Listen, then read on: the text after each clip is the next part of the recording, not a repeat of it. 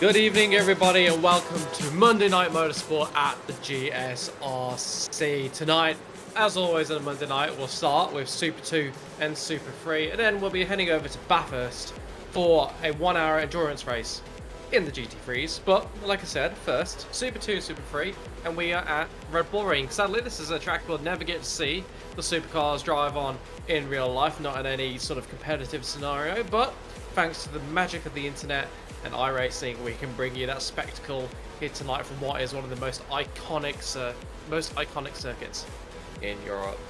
Track conditions are absolutely beautiful. 19 degrees, 4 kilometers an hour wind, track temperature of air temperature of 25 degrees. So it's going to be absolutely splendid. That track temperature is not going to change much throughout the race because track temperature and air temperature are quite close together.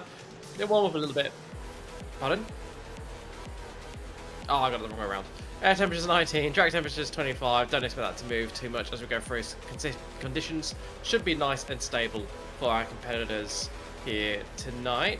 And there's one hell of a battle going on for the championship in this series. Jaden Green is currently leading the championship with Steven Varga behind him. Only 3 points separates them. They're all but neck and neck after 4 rounds. Well, round 5 separate them. And who will be in the lead? We'll have to wait a few more minutes until we find out. Behind them, there's a great battle going on for 3rd place in championship. And don't rule any of these guys out of winning the championship. There is plenty of rounds left to go. If you can build a lead in 4 rounds, it can be knocked down in 6. I guarantee it. So, in that battle, we've got Angus Lawford in 3rd at the moment. He's got Alan Gilles, Jake Slade, Greg Favell, and Mark Horton all in close company. And the likes of Will Buchanan and Proctor Kurt Chapman are not too far behind either, so keep an eye on that, particularly once drop rounds come into effect, because that can change the order quite significantly. Of course, we run 2 different categories on the track at the same time in the supercars, the Super 2s and Super 3s, and in the Super 3s these are the standings. Mark McNamara leads, he's got Daniel Snedden behind him, a healthier lead than in the Super 2, but nothing too much. Certainly one DNF and Daniel Snedden will likely take the lead, and now Liam Amos is close behind him in 3rd.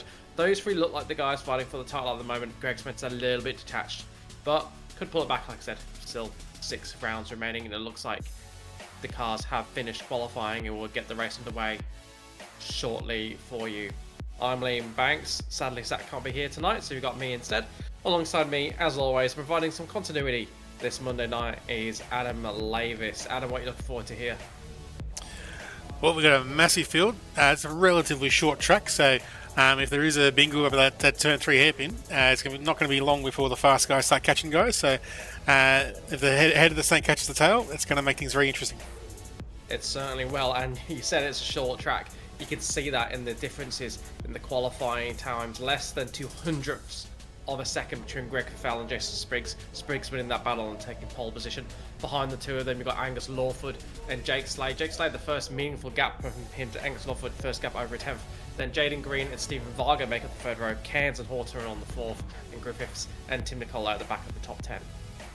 Behind them, we have Greg Bucks in 11th and Lauren Mackay in 12th. Then it's Allen and Hammond, Gomez and Christensen, Chapman and Snadden, Van der Meulen and Jackson Rahana.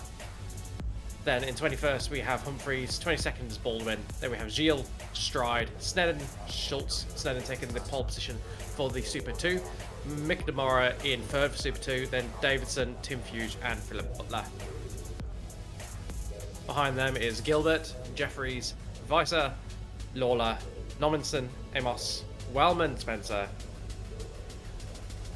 Phil King, Maxfield, and then 41st and 42nd, Pernell and Stasnes, who did not set anything like a representative time, I assume, given they are 7 seconds off the lead, and it was very hard to lose 7 seconds around supercars, around the Red Bull ring, and actually keep it on the track.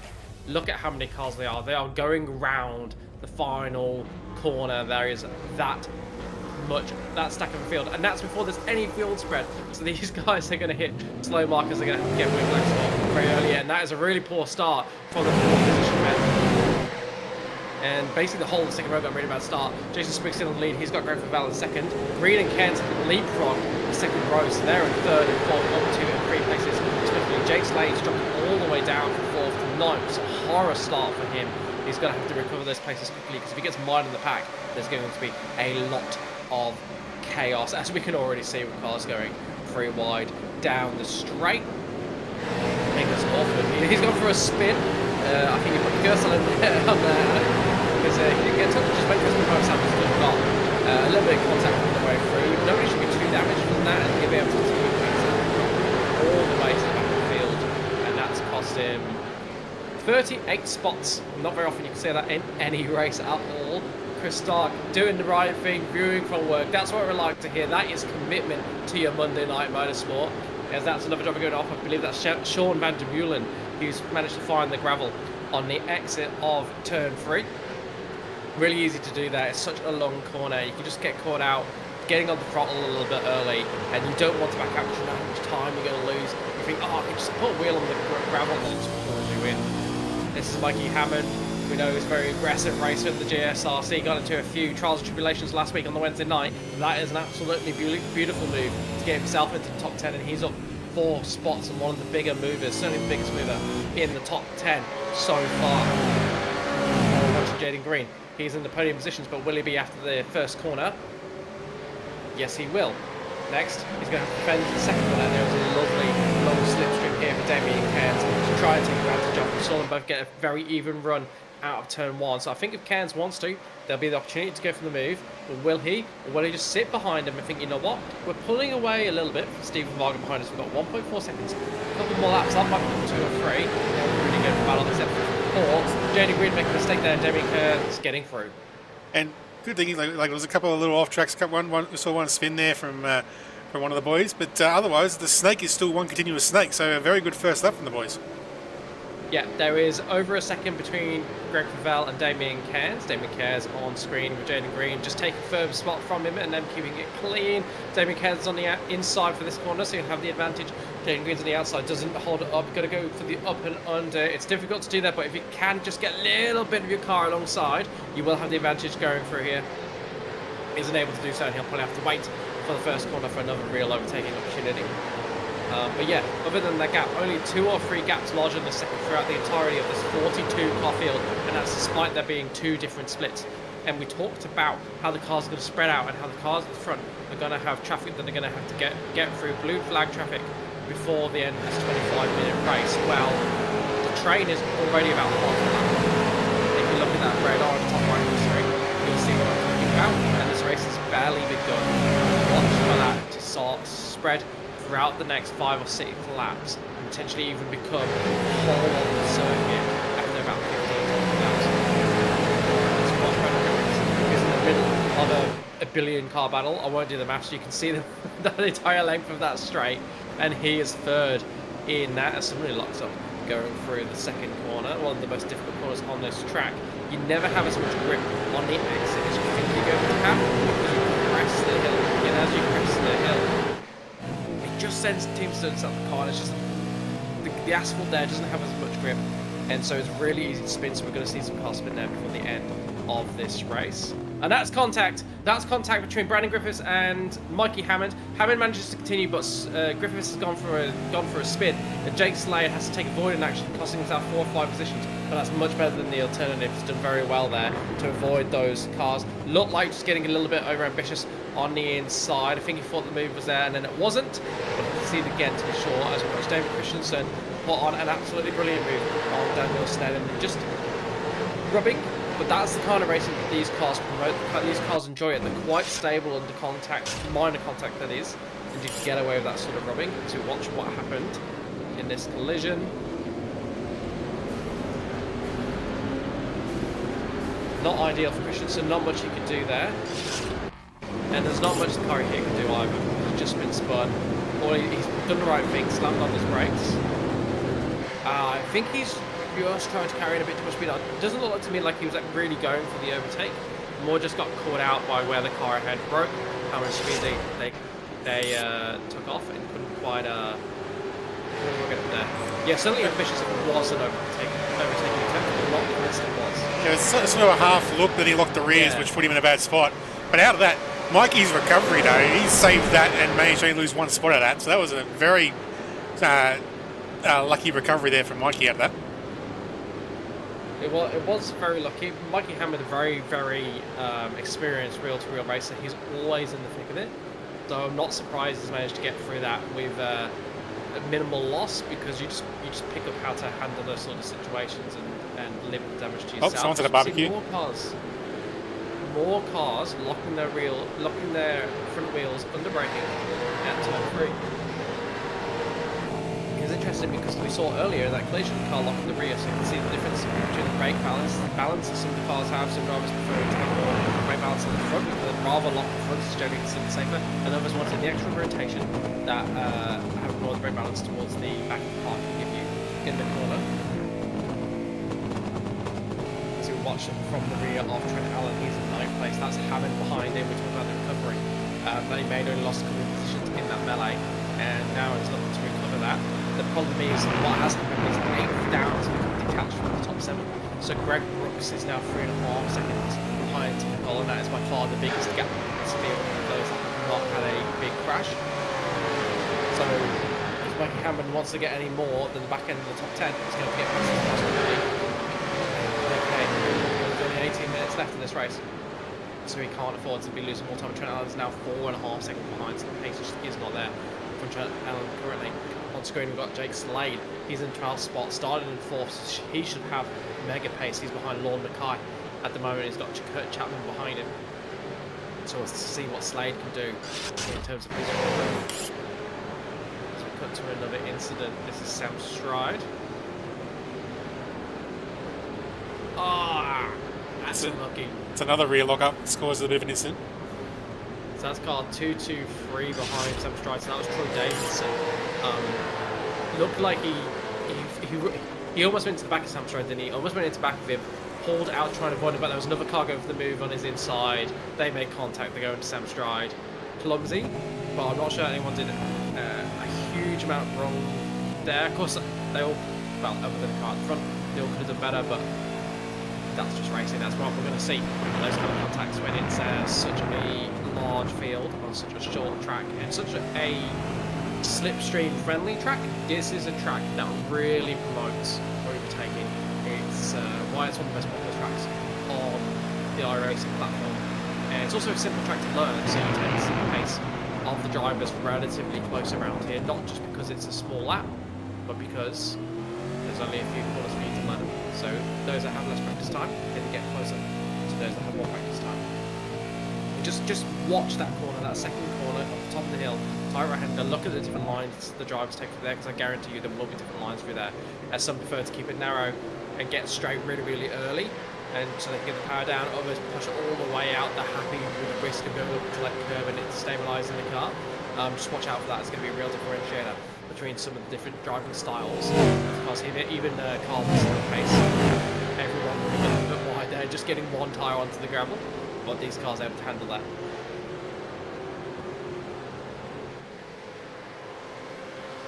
That looks like lap traffic getting out of the way.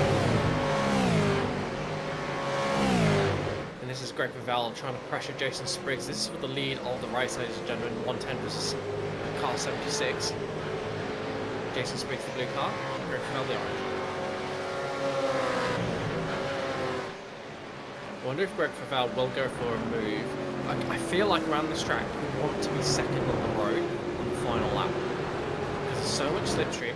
Ooh, close there from Damien Kerrs, just about keeps it under control at the first corner. Had a massive slide though, got wide at the curve. One set of the car, lost grip. Managed to recover it though, didn't lose too much time. But there is a bit of a gap between him and Greg Favell. His stablemate in front of him. Interesting tonight is both Greg and Damien both got good starts for a change. Usually it's either one or the other. Yeah, they seem to have got the monkey off that back, haven't they? Broken that curse, which is really good to see, because these guys, if they work together, they are phenomenal individually. I can't imagine what they could do if they could both push on the car ahead. Well, yeah, because last week poor old Damien had the neutral at the start, went nowhere and got rear-ended, so his race was over before he even got it in gear, unfortunately. That's even worse than not making the first corner. That's, yeah. These cars are very difficult to drive though. These are one of the harder cars to drive on the platform. They're very popular, of course, because we are in Australia. And they are a unique car to drive. But they are very difficult, very easy to make a mistake. They're quite heavy, they've got a lot of power. Not that much error to help you. A real old school driver's car, one you really have to the track, and not very good braking performance. You'll see them braking really quite early for a lot of these corners, as we see Greg Brooks diving into pit lane. It's a bit of a gamble because the back of the snake has spread out a little bit, so he might come in traffic here. Well, he almost certainly will do, won't he? I'd imagine. It's just where we'll have a few seconds. If we can get a gap that's 3 or 4 seconds, and the cars ahead will all start pitting, right? So you might get away with it, but that is really ambitious. I think you'd only do that if you really feel like you are being bottled up. Oh, that's a big barbecue for Strati. It's big barbecues for everyone. Those poor front tyres getting a hammering everywhere. It's a good job it's not real life, otherwise I was about to explode for the end of this race.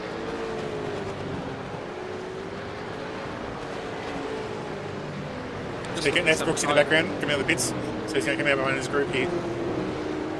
He's got about a second ahead of him. Now, the thinking might be, yes, these cars are slower than me, but I'll back myself up and take these cars where he might be a bit bottled up before. The cars I was a bit faster than, but not faster than enough to make overtaking reasonable, despite this being an easy track to overtake at.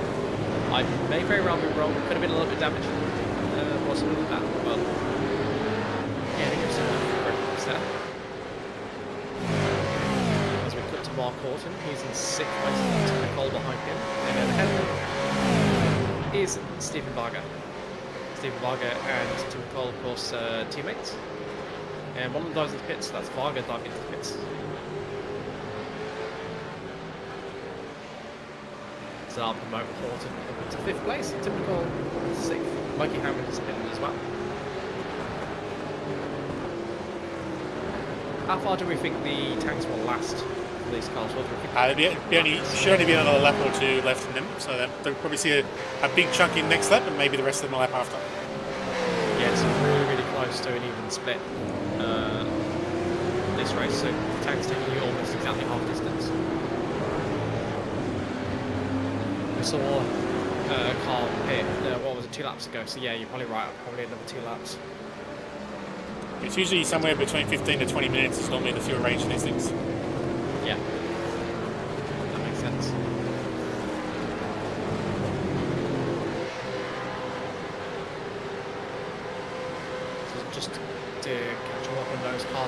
where they're coming out. They're dropping well down the order. This pack is not spread out as much as you would normally see, you know, when our supercars race. So Sean Van der Meulen, and Troy Davidson all coming out way back in the pack. And we saw Mikey Hammond and Stephen Varga pit. Varga came out and despite being close to each other on the track, came out 5 positions ahead of Mikey Hammond. Wish I could count. Long day. But this is Mark Gordon. He's withstanding the pressure from Tim Nicole very ably, and you can see doesn't look stressed. You can often tell from the language of the car whether someone really feels like they're being hassled and feels like the car behind has got pace, or whether they feel like, yeah, we're running half a second pot, but we have even pace. I don't feel like they're rushing me. Don't feel like they're really going for the move.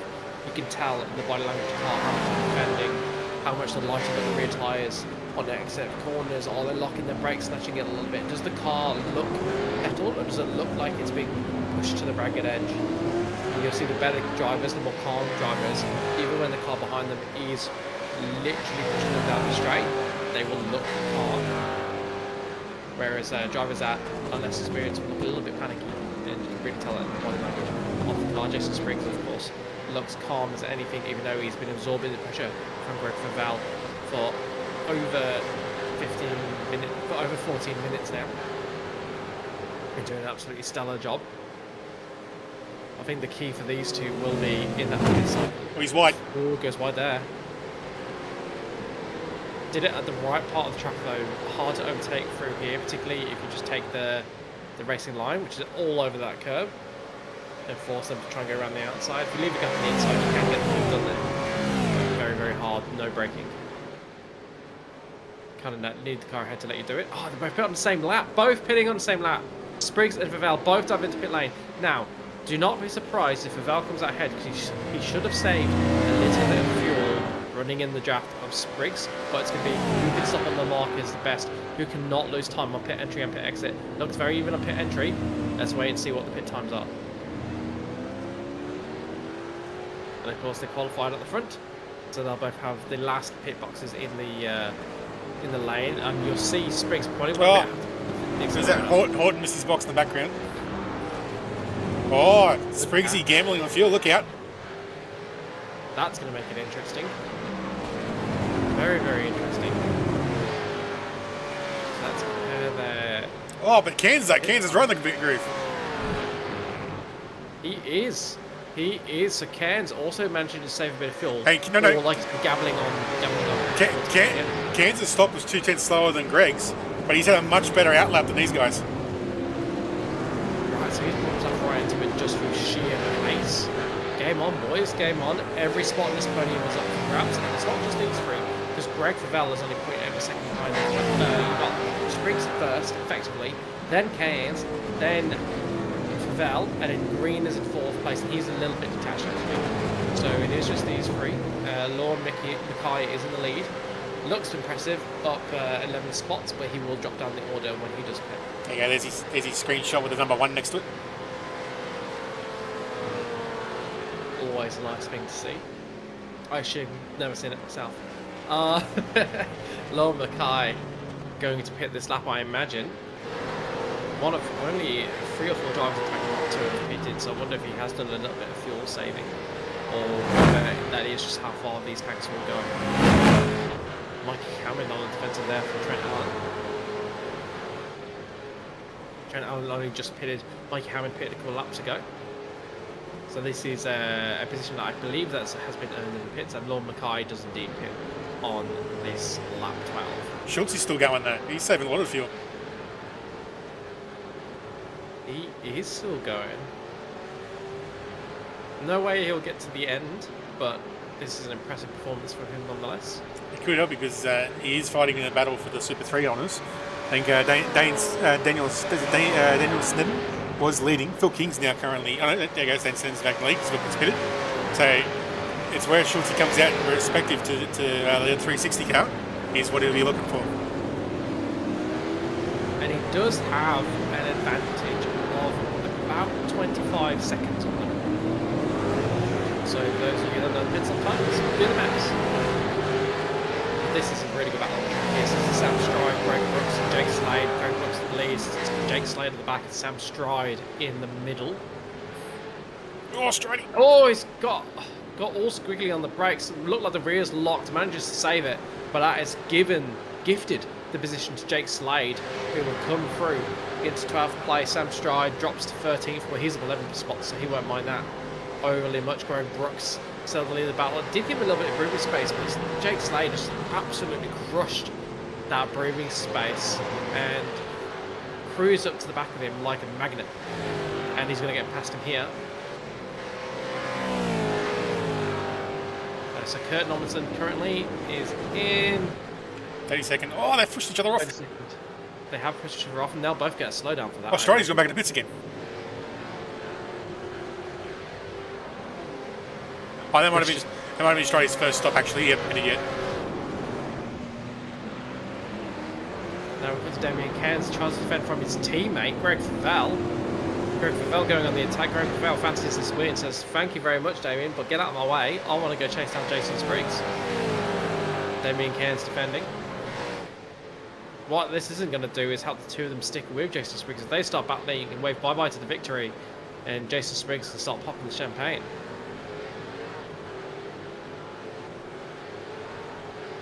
Yeah, well said, John. Well said, John. I think that's even better than watching it from work. The only improvement would be if you had a beer in bed, watched the boys go around, and you were technically at work, so you were getting paid for it at the same time. That would be better.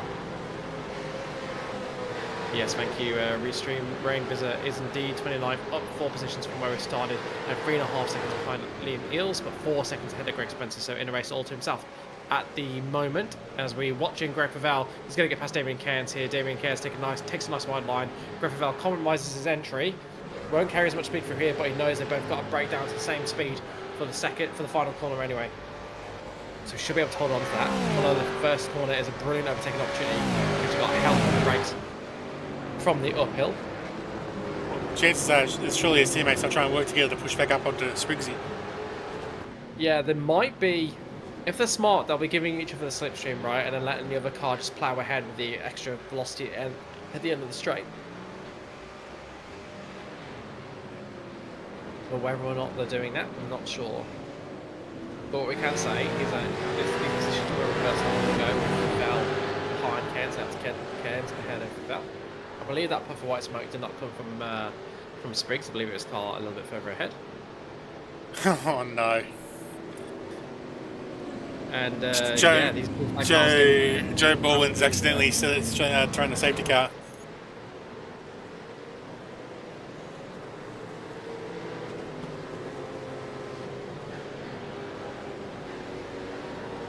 How's that happened?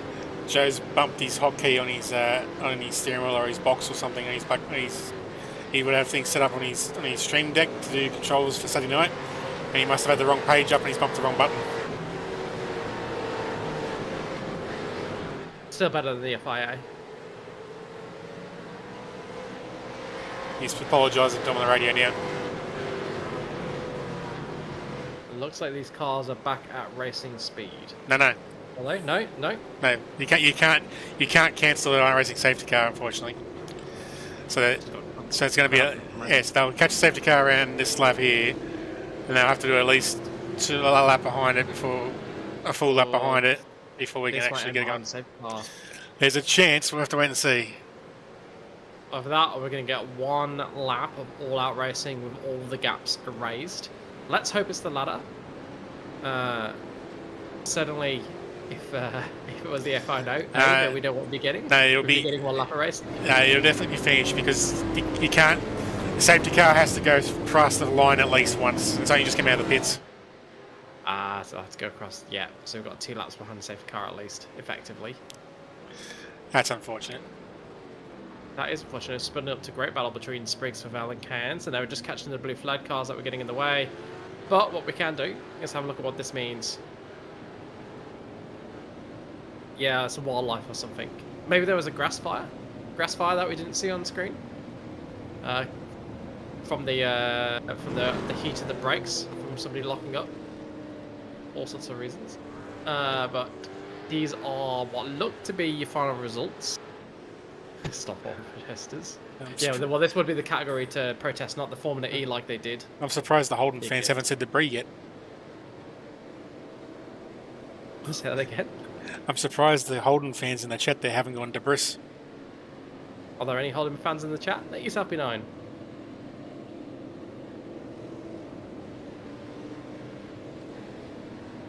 So, we think this will be the finishing order.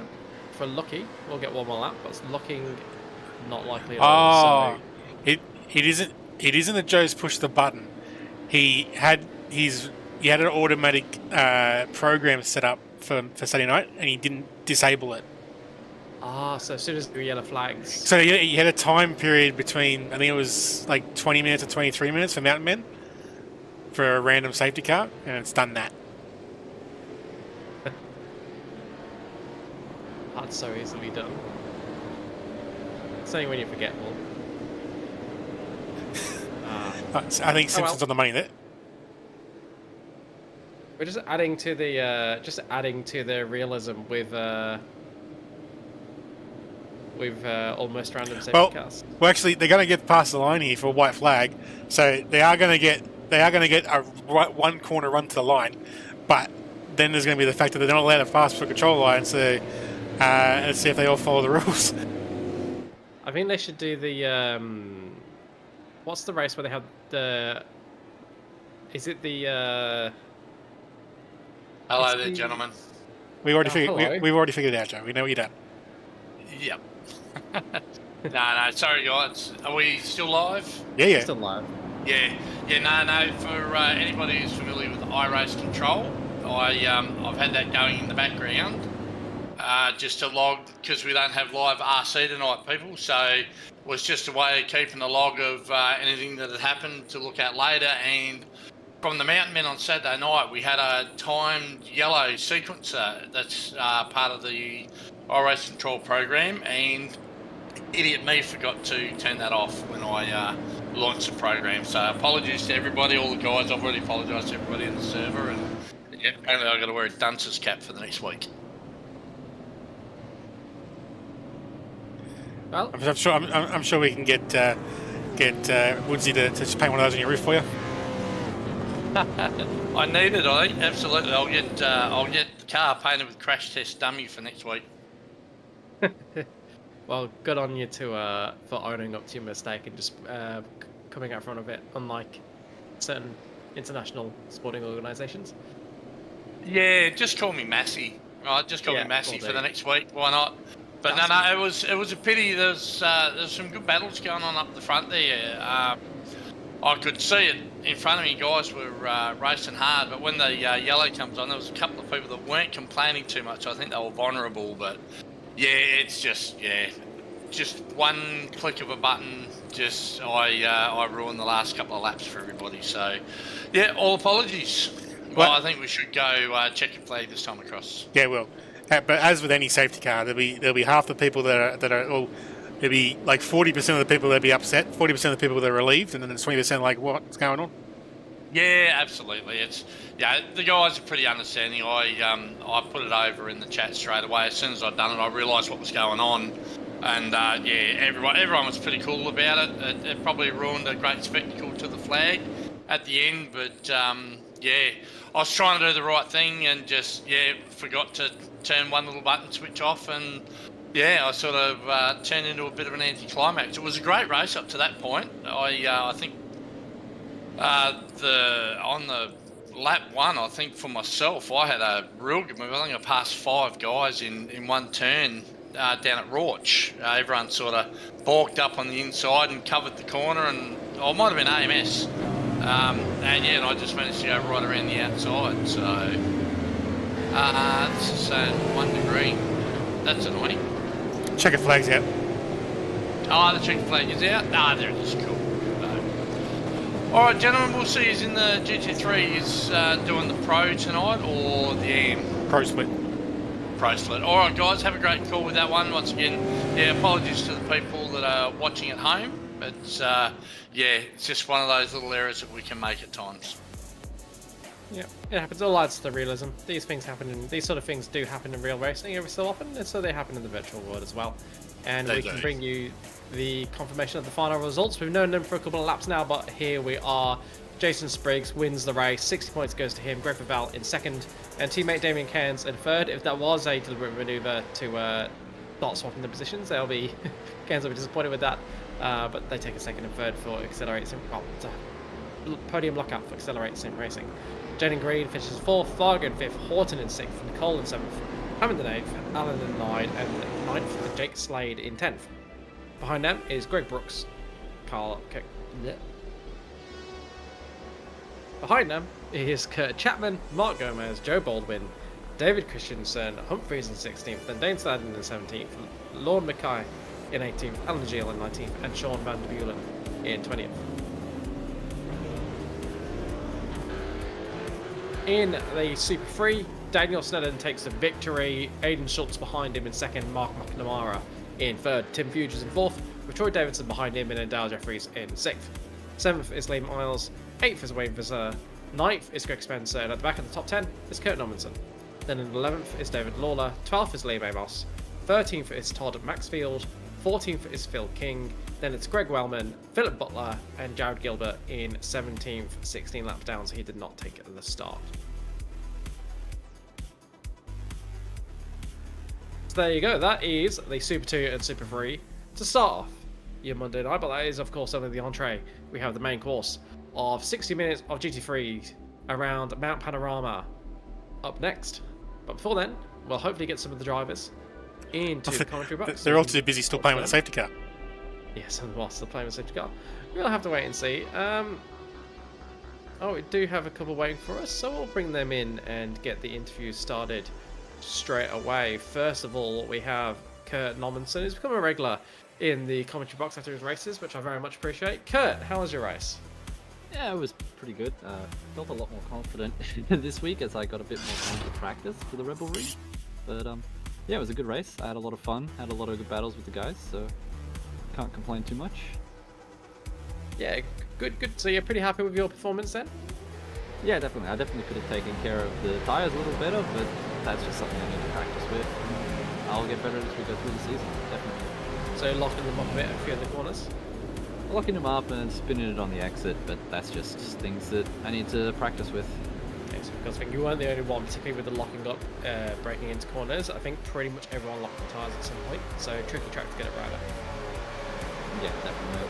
Especially with the elevation changes going into some of the corners, like the downhill hairpin after the turn 3. Yeah, so you've been racing a few of the different cars around here. What do you see as the main difference between the cars you've been racing at the moment, and which is your favourite? I think it's just a lot of different driving styles, and I'm mostly doing it to learn basically different ways of handling how a car fits in different situations. I've been loving the supercar probably the most after joining, so definitely going to be doing this a lot more. Alright, excellent. That's really good to hear. And the supercars is, I think you're not the only one who believes that, because supercars is quickly becoming one of the most populated categories that we have here. It's going to be 2 splits next week, so because the numbers just bear that out, and you can see that from tonight with over 40 cars on track. So yeah, I'm looking forward to Oran Park, 2 splits. Won't have to worry about any of the Super 2 guys if they have a spin or something, or if I have a spin, so be able to focus on the guys that I'm actually racing with. Yeah, and you're racing in the top 10 of the Super 3 tonight. Is that the way you're aiming for the rest of the season? Certainly going to aim for it. May not make it, but if I can get a bit more practice, hopefully after the Nürburgring 24, we'll see how we go. Yeah, fingers crossed you're able to find that time. And who are you racing the Nürburgring 24 with? A bunch of the guys from Flame Sheep, actually. The ones that I ran the Daytona 24 with, so guys that I know can definitely get us a decent result, especially when we come from 6 laps down to end up P8 in the Daytona. That's good. 6 laps down is a lot, even in the 24-hour race. Yeah, we had a lot of work to come back, and definitely worth it. So looking forward to the Daytona, the Nürburgring, and hopefully I'll put in some laps around Oran Park so I can be at least a little bit competitive for the top 10 next week. Yeah, fingers crossed, fingers crossed. Well, good luck to you. Good luck with the rest of your racing this week. When will we see you next at the GSRC?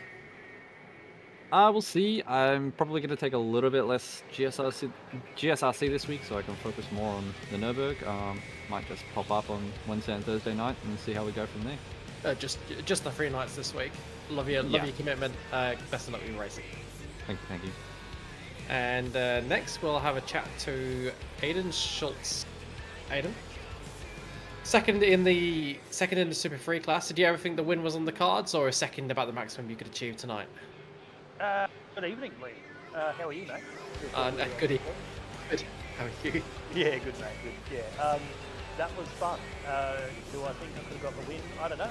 I really don't know. I put twice the amount of fuel through that pit stop, and it was pretty crazy with the Super 2s and trying to fight around there as well. Daniel did a great job tonight, getting about a 3-second lead. So I was trying to get clean air, but it was really hard. But did I have anything? I don't think so. But you know, just racing my own race, coming off a win last week. Just wanted to go nice and cleanly and come away with some points after missing the first 2 rounds. So it was good enough. And you came away with a lot of points, being second place in the Super 3. And yeah, Daniel Snowden just did a brilliant job. You mentioned there not being much clean air. You're absolutely right. We commented that after about 3 laps, half the track was covered in cars, and there wasn't really any gaps above a second at that point, because that was just how long the train was. So clean air was definitely at a premium tonight, and quite a bit of contact. Did you end up in any big battles yourself, or was it fairly on your lonesome? No, battles across the track with the Super 2 guys that had incidents and they had damage and they were still beating me, so go figure. But yeah, there were battles everywhere. I was battling Daniel, I was catching him and then I wasn't catching him, and then when I was catching him before that pit stop, I tried to go as long as I could, because I'm like, people are pitting, I can get some clear air and go, and then people were coming out and I could see Daniel was brake locking everywhere, and I'm like, I just got to keep going. But he did a good job on turn 1, lap 1. I think there was an incident and he just rocketed to the outside, right place, right time, and he's down the road. So just trying to race my own race, like I said last week, and just circulate, get some points, and see how we go. I know I'm usually okay quick in Super 3. I've got nothing in Super 2, but yeah, if I do that every week, it'll be good.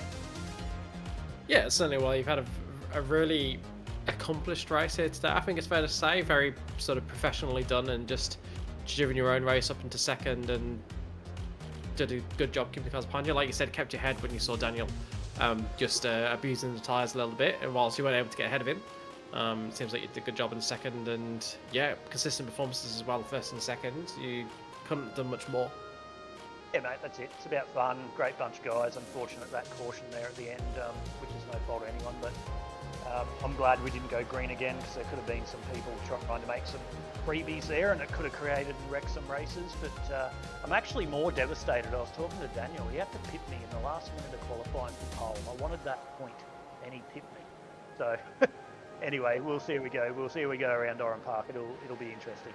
Absolutely. You can reignite that rivalry for pole position around Oran Park, and the other half of that rivalry is also with us in the commentary box with Daniel Sneddon. And Daniel, congratulations on your Super 3 victory.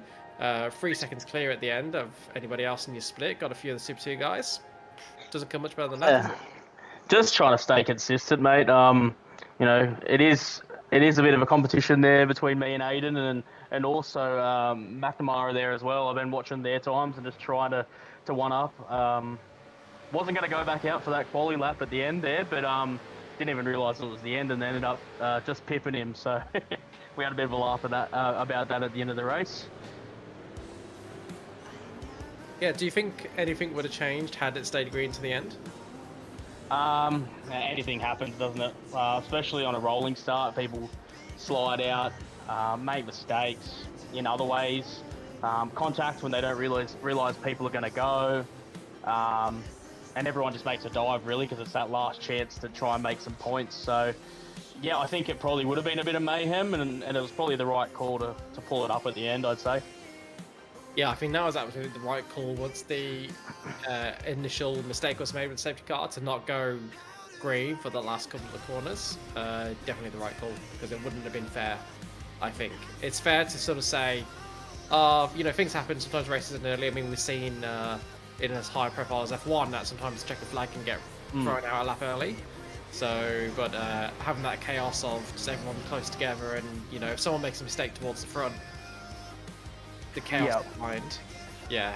Yeah, well, I feel like it's even looking at implementing a random safety car in something like this would make it a bit different too. Just throw out strategies a bit, because people do pit, you know, early because of damage. People pit late because they're trying to race someone. But if there's a safety car that's randomly thrown in, you know, it wouldn't be a bad idea. It just bring everyone back together and then make it a little bit more interesting. But yeah, it's just practice, practice, practice. This is all I've driven, other than the Mountain Men on Sunday, for about 3 or 4 weeks now. Just trying to get better, and you know, Greg Favell, Spriggsy, my teammate Slady. You know, just trying to catch up to them. You know, they're all fast guys. Yeah, they are all very, very fast guys, and the supercars are such a specific beast to get your head around. I don't think driving that alone is a bad idea. But I just want to come back to something you mentioned about the safety cars. Does anyone want to chime in on the safety cars and having it be random? I don't know about I think the races are too short for us to be throwing in random safety cars. I agree. Yeah, I agree. If it was a 40-minute hour race, 100%. But our races are way too short. And would I you... do well to finish 25 minutes, let alone now, Greg. Come on. Hey, that's why I only do 25-minute races. Yeah, everyone will end up on the same strategy. You'll run to your minimum fuel, go and get your fuel, and then wait for the safety car and run to the end. Everyone will be on the same strategy, because otherwise you'll get caught out. Yeah. No, I'm just happy that track's over and done with, and then on to Oran Park, which has done a few laps there. It's quite technical, so that'll be a bit of fun. Yeah, have you ever raced Oran Park before? Not in these. Plenty of times MX5, Formula V, none in these. So definitely going to be a challenge for everyone. I know they've got the split series next week, so me and Aiden and McNamara will have a bit of a good race there, and be able to report back home after. Yeah, excellent. All right, thanks for joining us in the comments box again. We'll keep All right, going. thanks. We don't have long before the GT3s. We've got to get to Jason Spriggs and Greg Favell, who finished first and second. We'll start with yourself, Jason, coming out the victor in what was a really tight battle between you, Favell, and Cairns. You led for most of the race. Was it all the race in the end? I think it was all the race. Yeah, all the race. All the race. At what point did you feel under the most pressure from Favell and Cairns? It was actually just before we pitted, to be honest with you. We run totally different setups, and I trimmed the car out a bit too much for the heat went up a bit, and I was only running a 14 rear wing. So I don't know if you could notice, but Greg couldn't sort of draft me down the straights, but coming off the corners, he'd really get a jump on me. So it was a bit of ebb and flow. But yeah, when the tyres started getting hot around the middle point, yeah, I started to drop off, and Greg was all over me. So it was good to get in and get some new tyres on it. Was there any temptation to pit a little bit earlier and get off those hot tyres sooner? There was, but we were actually talking, which is strange for the three of us to be talking. And Damien went in and sort of gave us the heads up that he's come out in clean air. So we just jumped in and came out, and I think Greg took a bit more fuel than me. I'm not sure what happened, but yeah, Damien got him, which was good for Damien. And it was good too, because I didn't have Greg all over me. Yeah, just quickly, I actually just swapped Greg now to answer that question. So what happened in the pit stop? Was there a particular reason you came out a little bit slower than Jason? No, I always take a little bit more fuel. I probably could have taken a bit less because I was in the draft for the first half, but time races, I always try and take nearly an extra lap worth of fuel, just in case. I know Damien got caught out 2 weeks ago, running out of fuel a few corners from the end, so... Yeah. So how much time are you actually losing with that extra lap of fuel versus the likelihood? Because if it does happen, that's it, you're out the race. So... Yeah, I was confident I could close the gap back up for the extra second, whatever I lost, so... I was surprised Damien actually jumped me so easily, so... Yeah. Yeah, so obviously then when we had the safety car after, which was a little bit sad because it was shaping up to be a fantastic battle between the three of you. Were you confident you could have stayed ahead even if it had been green to the end, Jason? If Greg didn't get around Damien, I think I would have been okay, because we're all really fair racers, and it's a track that it's fairly easy to depend on most of the time. But if it was Greg, no, I know Greg will send it on me, and you'll send it. So yeah. Yeah, And Greg behind me. Greg Pavel's not a name you want behind you No. in any category in the GSRC. I don't think. Certainly never had that pleasure myself of having Greg behind me. No, what about you, Greg? Are you confident you could have got Jason had it been green to the end? I would have applied some pressure. I wouldn't have said it because every round's important to me after missing the first couple of rounds. So it's consistent finishes for me at the moment. But I would have been piled on the pressure if I could have closed the gap. So despite missing the opening 2 rounds, is the championship the goal for you, Greg? Oh, always is. If I can get to all the remaining rounds for the season, then. But it'd be good to have Jason back because he's always quick in this, so it's a good challenge. Yeah, well, he proved it tonight because he beat you. So Yeah. very quick tonight. And are we going to see you for the rest of the season, Jason? Hopefully. I've had computer issues, so I missed Winton, Chicago. I think I did pretty good there. Circuit Zolder, I had a disconnect in second. Sandown, I had no internet at all, thanks Telstra. And thankfully the weekend I'm back on and I seem to be good. So hopefully we're stable and I can finish out I think, what's there, 3 or 4 rounds left? I was going to say, who are you with? Because that's atrocious. Are you at least out in the bushes somewhere? That No, what is an excuse? I'm on the Gold Coast with Telstra and NBN, you know. So. Excellent. Yep. I do actually. It's kind of funny sometimes. I've got a little bit of sidetrack. I've got a friend, and he was showing me the map. He tried to get the 5G because he hasn't got any end connection to his house. Yep. And he was showing me the 5G map, and literally his house is a dark zone. It's almost like a pinpoint of black, and it's like a couple of houses on his street. It's so random. He's like, why? Darling, mate. And he's a big online gamer, so he was just like, what the hell? We're gonna have to move. Yeah. Yes. I know I've had a bit of internet problems, so hopefully it's fixed. Hopefully we're good. But you do live on the Gold Coast, so that must be horrible. It is. It's hard to get in here and do any practice on the weekends, I can tell you that. Yeah, with the beautiful beaches and weather, and it must just be awful. All right. Anyway, thank you both very, very much for joining us in the Quali. Please do join us again next week, and best of luck with all the rest of your racing until then. Thanks, fellas. Thanks, guys. Enjoy the GTs. All right.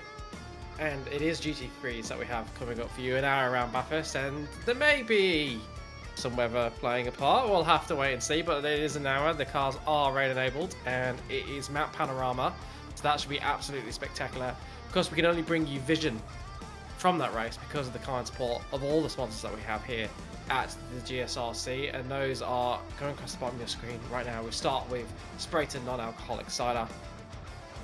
We then move on to Waste Options, Orbic Australia, Lobesy Racing,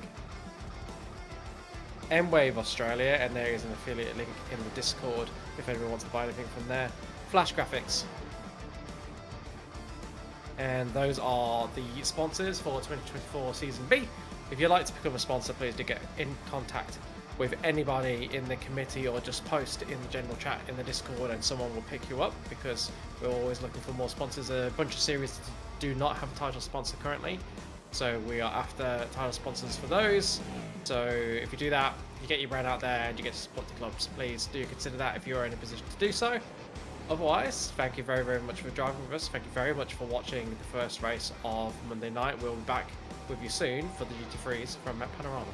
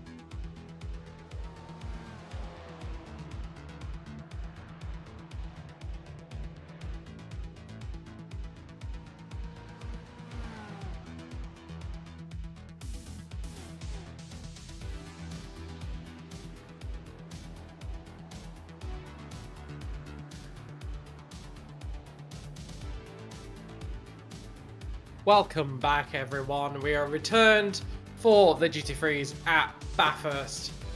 Look at it. Isn't it absolutely beautiful? The spiritual home of racing in Australia, the spiritual home of racing in the Southern Hemisphere, and home to one of the top 10 races in all of motorsport, one of the most prestigious titles available to anyone in any discipline in the Bathurst 1000. There is a reason that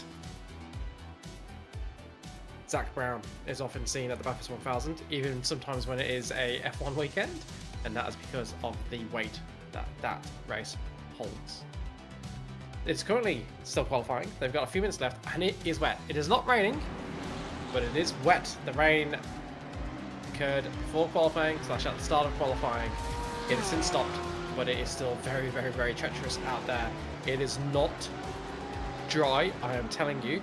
There is no dry line. You can tell by the spray that's coming off the back of the cars that there is no real dry line, even though it looks a little bit like it from here. It's just less wet out there. And despite the wet weather, the normal names have managed to make their way to the top in this qualifying. Burhop is currently on pole, with Jackson Rahana second and Matty Dench in third.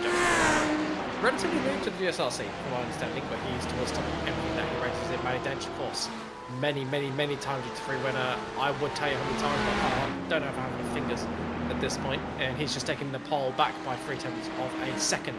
Foster is in fourth, Lufway is in fifth, Cohen is sixth, Smitke in eighth, Oliver Wilson, Oscar Haynes and Michael Johnson. He's in the top 10. Because at the moment it is a big battle for the championship between Matty Dench and Simon Nicholson. And I don't see Nicholson in the server at the moment. That could be big news if he is not racing here tonight. And those here are your standings for you, thanks to the great work from Adam Davis to get them on screen. As I said, Matty Dench with Nicholson was behind in second place, then a bit of a gap back to Richard Mitchum, who we know is generally a little bit in and out of this championship, is always very quick, always in the hunt for the win whenever he does. Is able to make it to Monday nights. And then Jared Knight is in fourth spot, looking to hunt down Richard Mitchum in third and see what he can do. He's really come on strong in his HGS vehicle over the last few seasons. Did get his first win. I was dead chuffed to see that a couple of weeks ago. And yeah, just going from strength to strength in this GT3. And he is out there tonight. I believe I saw his name. Although maybe I'm wrong. It does not look like he is here either. So a few big names appear to be missing despite the popularity of this track and this combination of GT3s and GT3s. Yeah, Starlink's still working despite all of the celestial weather that we've had recently. Of course, some of you will have been lucky enough to see the spectacular auroras that we've had over the southern parts of the nation. In fact, some of the northern parts of the nation. Such has been the strength of that, but Starlink's still going strong for you, Dave. Glad to hear it, and fingers crossed for you that Matty Dench has another strong round. At the moment, he's doing everything he needs to because he has got it on pole, and the cars are coming around for the last 1 or 2 laps of qualifying before we set the grid and go racing for an hour. It is the endurance here tonight, so it is an hour of racing. They will have to make multiple stops, and there may even be some weather at some point, as we've already seen in qualifying.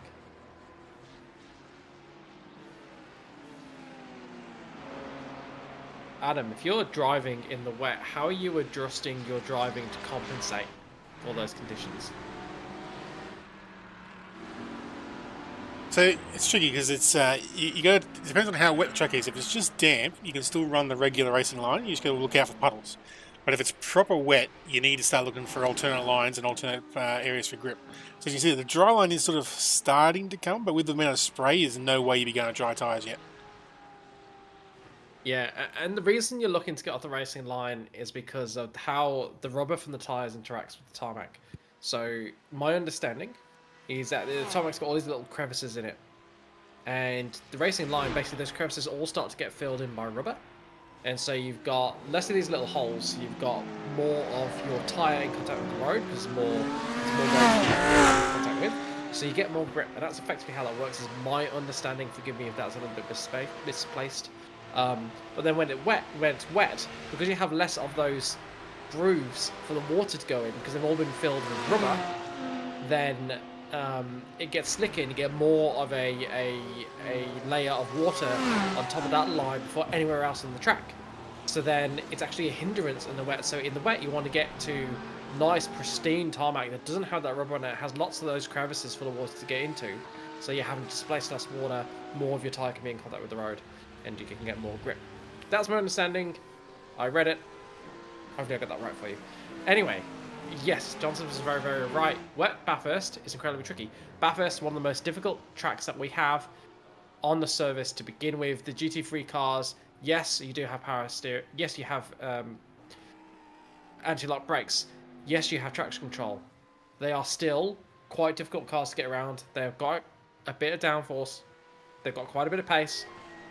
They are very, very tricky machines to get around here, even though they have got these aids.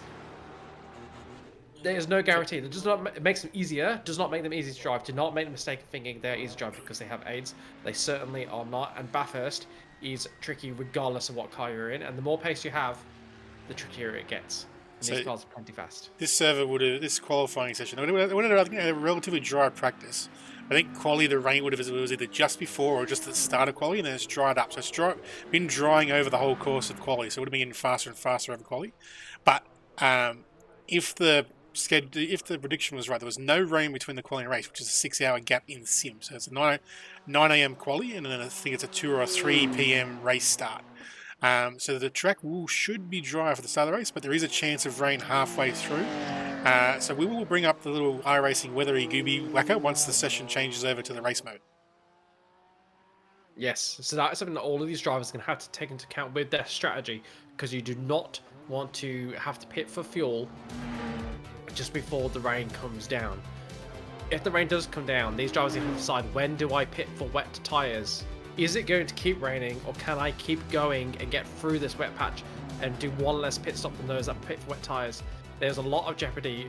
Of course, we've been running this this type of race, the hour-long race, for as long as we've been running the GT3 series, essentially. So the drivers know roughly what the strategy is.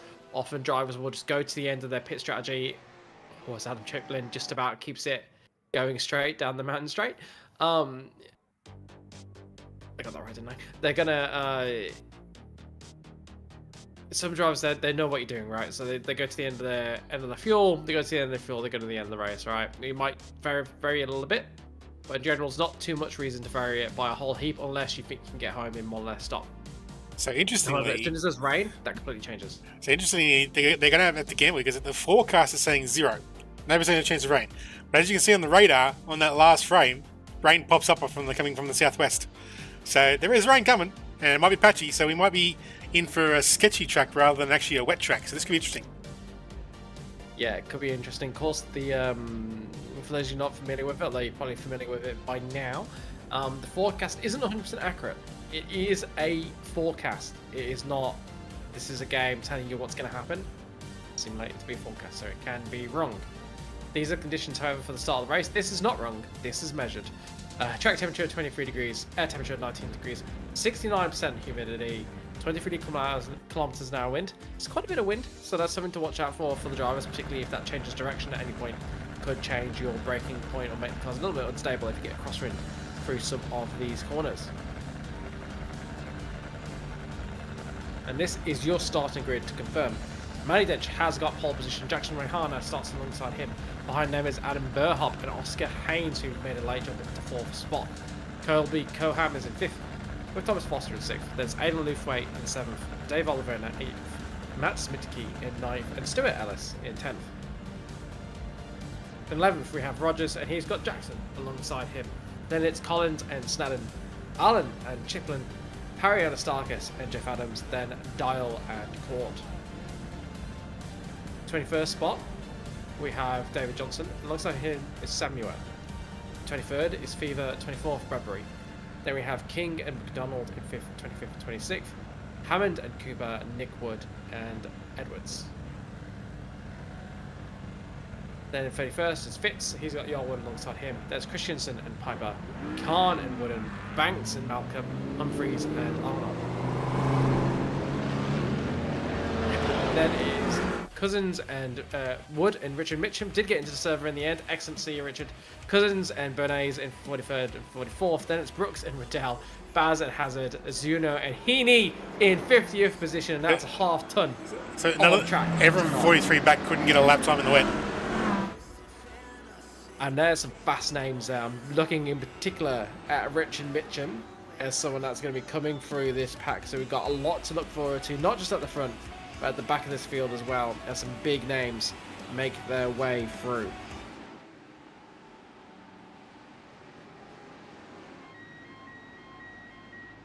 Safety car peels off. Matty Dench will lead them away. He's done this a lot of times at GT3. He knows exactly what he's doing. Jackson Rahana will go with him. I'm sure we'll try and put a move down to the first corner because you do not want to Matty Dench get away. Jackson Rahana goes aggressive on the outside. Pinches Dench but leaves him at a car's width and gets ahead through the first corner as Oscar Haynes also puts the move in, and Bohop seems the outside is where you want to start. It looks like every single car's gone through the first corner cleanly, I believe. Jake Jackson looks like he didn't start though, so he's down for inline positions, and his name is great, meaning he did not take the start of this race. And they're touching there. That's really aggressive, really aggressive, and he goes for a spin. Goes for a spin as Jackson Rahana in the wall. Oscar Haynes continues on in the lead of the race. Thomas Foster's in third. Matty Dench is down in fourth position. I have to see that again. There was certainly a little bit of rubbing as they went through that corner. Not sure exactly what sent the spin, but we'll not be surprised if there's a little bit of contact, a little bit of net code. We'll have to wait and see that again. Carney calms down. Cars go 2-3 wide as they climb the mountain. And they approach Skyline. This is Jackson Dial. So far, so good, but we've got to get through the S's now. Yeah. Almost certainly someone's going to get it wrong here. Someone's going to get a spin. Ellis was way wide. There, but kept it just out of the wall and didn't lose the position. Did lose a bit of time to Matty Dench, but that is not a huge price to pay. David Johnson has been caught up in something. Oh, there's a bit of chaos. It looks like the tracks, it's not blocked, but everyone's having to slow down so much because everyone's checked up, and of course you then get the domino effect, and everyone just checking up earlier and earlier, and eventually everyone gets through. It's actually quite offline in the end, but just the first couple of cars that came on it were already around the outside, not able to avoid it, and then that stacks up and you get it more towards the inside, and more cars have to take avoiding action. But at the front of this race. So if the graphic's correct, Denchi's accidentally started on wets. No. Has he? Surely the graphics correct. I said if the graphics correct. He is slower. And so is Luthwaite. Let's see if we can get a view of the tyres as it goes around this corner. Can't tell. Yeah, let me try something. So we're going to try something. Some of the cars might be on wets. I wouldn't surprise me because there was a wet qualifying in it. It does take qualifying setup. I think that all but guarantees it, doesn't it? Looking at You can sort of see his front wheel there. So when he turns up to the cutting, let's see if we can see any grooves in this tyre at the front. Yeah, good thinking, Adam. As soon as he turns left, we should see the back of that tyre. See the sun to get the right light on it. Yeah, it's grooved. Yeah. It's grooved. It's grooved. Matty Dench started on wet tyres, as has Aiden Luthwaite, we believe. So that's why Matty Dench has already lost 5 positions away, not overtaking. I was surprised that he lost 2 positions. 2 positions through the through Griffiths and the cutting on lap 1, but that absolutely makes sense. He just doesn't have the grip of the cars around him. Will he take a pit stop? He's going to have to try and get through to the critical lap where he can get home in 2 stops. And that's Colby Coam. He's managed to spin at the top of the mountain. He's sort of in a safe-ish spot as long as no one comes around the corner too wide, or he tries to move. Yeah, he is on the racing line, and that a lot of cars wouldn't actually be moving left before then. But it's easy enough to get through there and get through the next section and not be compromised too much. So he's done the right thing. Good on him. How painful is that, waiting for 40 cars to get past you? Absolutely gross. As Oscar Haynes still leads this race. But Adam Burhop's going to go back into the lead, is he? Oh, there's contact! And Burhop goes for a spin, went for a move down the inside. Oscar Haynes turned in, there was contact, and Adam Burhop went round. But despite that, such as the pace of these guys at the front, he's still in 4th position and in a decent spot in this race. It's not the pace. It's the fact that Denchi is holding the queue up with the wet tyres. He was holding everyone back. Well, there is that too. There is that too. He's a cork in the bottle at the moment, which is very undenched-like. It's very undenched-like, but as Revolutionary Racing says, if the weather does come in, then he's going to be laughing. But as we saw, there wasn't much on that radar at the start of this race. We'll have to wait and see. It was only like a spit at the start there. And unfortunately, we can't really look at the radar. Well, we can look at the radar during the race, I guess. It's not ideal because you got to look at the crappy iRacing UI, which is a bit horrendous for broadcast. But that's the best we've got at the moment. So we might pop in about, say, half an hour or so, see where we're at. Yeah, but if it's half an hour, it's going to be too late for Denchi. He needs it now. He needs it in the next 5 minutes, otherwise his strategy isn't going to work. I mean, look at the gap. Look at the time he's lost already. He's already over 10 seconds off the lead. And so soon enough, those guys will be able to pit and just stay ahead of him. What's going on here? This is Jeff Adams trying to get past Adam Chiplin. He's trying to get past Timitsky and Lufway, of course, on the wet tyres. But this is Adams and Chiplin at the head of this queue. All on dry tyres. Few of those cars up a lot of positions. Some up 10. McDonald and Edwards both up 10. And quite a few cars up 5 or more. That would be a brave move. Didn't pull it off. Decided the discretion was a better part of valor and lives to fight another day. Not going to make a move through here, but he might make a move once they get to the chase. Or a very brave move into Forest Elbow if Adam Chiplin goes nice and wide and leaves the inside open for him. Does go nice and wide, but the side's better of it, does Jeff Adams. He's going to sit behind him, get that slipstream all the way down the straight, then overtake him through the chase. That will be the plan. But will it come to fruition? We won't know for about 10 seconds. There we go. At the front is still Haynes, followed by Foster, then it's Ellis and Burhop. Team 4 after that collision. Is Rayhana still running? Jackson Rayhana is still running. He's 37th. Quite low down. Quite low down. Going to be coming through the field, and worst of all, he's got Jake Jackson ahead of him. Jake Jackson, one of the fastest GT3 drivers in the GSRC, often with the top 10. So that is not easy pickings ahead of Jackson. Might have to sit behind him and just try and go through the pack with him for a while. Colby Combs, another one who's very, very quick, had an early spin. He's down in 42nd place. Richard Mitchell is in 50th. And way down, he's been caught up. Oh, he's gone for an early pit. Must have gone for an early pit to keep himself clean out. Either that or got some damage because he had long pit time as well, 35 seconds. So I think he's effectively out of the race. Yeah, there's a chance that some of these early pitters, they would have motivated damage. There may have also been a few other guys we didn't notice on the wet tyres, like Luthwaite and Denchi. Yeah, very possibly. Very possibly. Oh, that's contact. If it wasn't contact, it was everything but contact there between the cars behind Edwards, which is Blake Fitz and Nick Wood. As we see some cars going up the hill 2x2, Ed Luthwaite loses another position, doing really, really well actually to hold on as much as he has. Only lost 9 spots despite being on those wet tyres. And I'm sure on the start you might be saying not quite having the prodigious pace of Matty Dench in normal conditions, as we see a move here on Michael Edwards.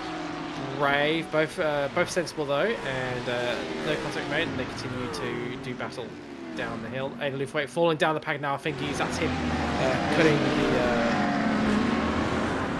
the corner there at Skyline, and he ended in positions as a result. Might be time to get to the pits. Let's see what happened here. Jackson Rehana and Oliver on the first lap. Oliver was squeezing a little bit there, and it might have been deck code and upset Jackson's car, which is something that I think race control's going to look at that one. It's going to be very tricky to call. Apologies, St. Oliver, I meant Oscar. Oscar. Yeah, not many boys' names beginning with an O, but that's two of them. I managed to find one that was wrong. As we watch what happened to Adam Cooper here. Oh, he just got checked up. Yeah. And locked the rears. It's so easy to do, particularly on the first lap. Daniel Piper, he's just pulled down the wrong spot and got stuck in it. So easy to do. So, and the reason why, because on the first lap, of course, you've got cold tyres, and some drivers are much more confident on the cold tyres than others. Particularly, I'm going to say this, like if you do tend to spin a lot when you're practicing because you're immediately trying to push, you do more laps in the cold tyres. Some drivers that go out once or twice, Like they twice in do a lane. like 20 laps, and then they wouldn't have done many laps in the cold tyres, so they're going to be more cautious on the first lap. Where some drivers will just keep pitting constantly on the cold tyres to start off with to get used to it. As we watch a massive battle here, Smitke deeply involved there, as is Denchi, and they're both getting absolutely mugged here. So Smitke and Denchi dropping down the order. Yeah, the thing is here, what I'm not sure though is like with running the wet tyres on a dry track. Obviously they're going to wear faster, so he's Denchi going to run the risk of a puncture. Trying to stretch us out to get to a point to be able to make it home on the 2 stops or whatever it is to get home. Yes, I think you're right. I think he is. I think he is running that risk. I wonder how many laps he has to do to be able to get it home in 2 stops. Because yeah. Oh, that's Jackson Dyer. Yeah. Doing a really good job actually to just let his car roll out the way. Like we do say, hold brakes in a collision. But when you know there's a very obvious way to get out of the way, it's we don't mind. Actually, I don't know how deliberate that was. Yeah, just let it roll back into the fence and got himself nice and out of the way, so doesn't get anyone else involved in there. And this is Smitke overtaking Matty Dench. And gets through. So that's Matty Dench relegated to 12th, Smitke in 11th, down 2 spots from where he qualified, having a brilliant race here, Smitke. At the moment, Haynes with a 2.3 second gap to Thomas Foster behind him. Then it's 7.2 seconds to Adam Burhop, because Adam Burhop did have that spin, but he's ahead of Stuart Ellis now, so we've missed that. He was in 4th, he's got back ahead of Stuart Ellis. I suspect Ellis made some sort of mistake, because he's evidently lost a lot of time to Haynes and Foster. So Haynes and Foster driving brilliant at the moment, but Burhop just puts it the fastest lap of the race at 2 minute 5.2, and that compares to 2 minute 5.8 and 5.3 for the 2 leaders. So half a second faster than Foster, but only half a tenth ahead of Haynes. So Haynes matching his pace in pole position to win this one.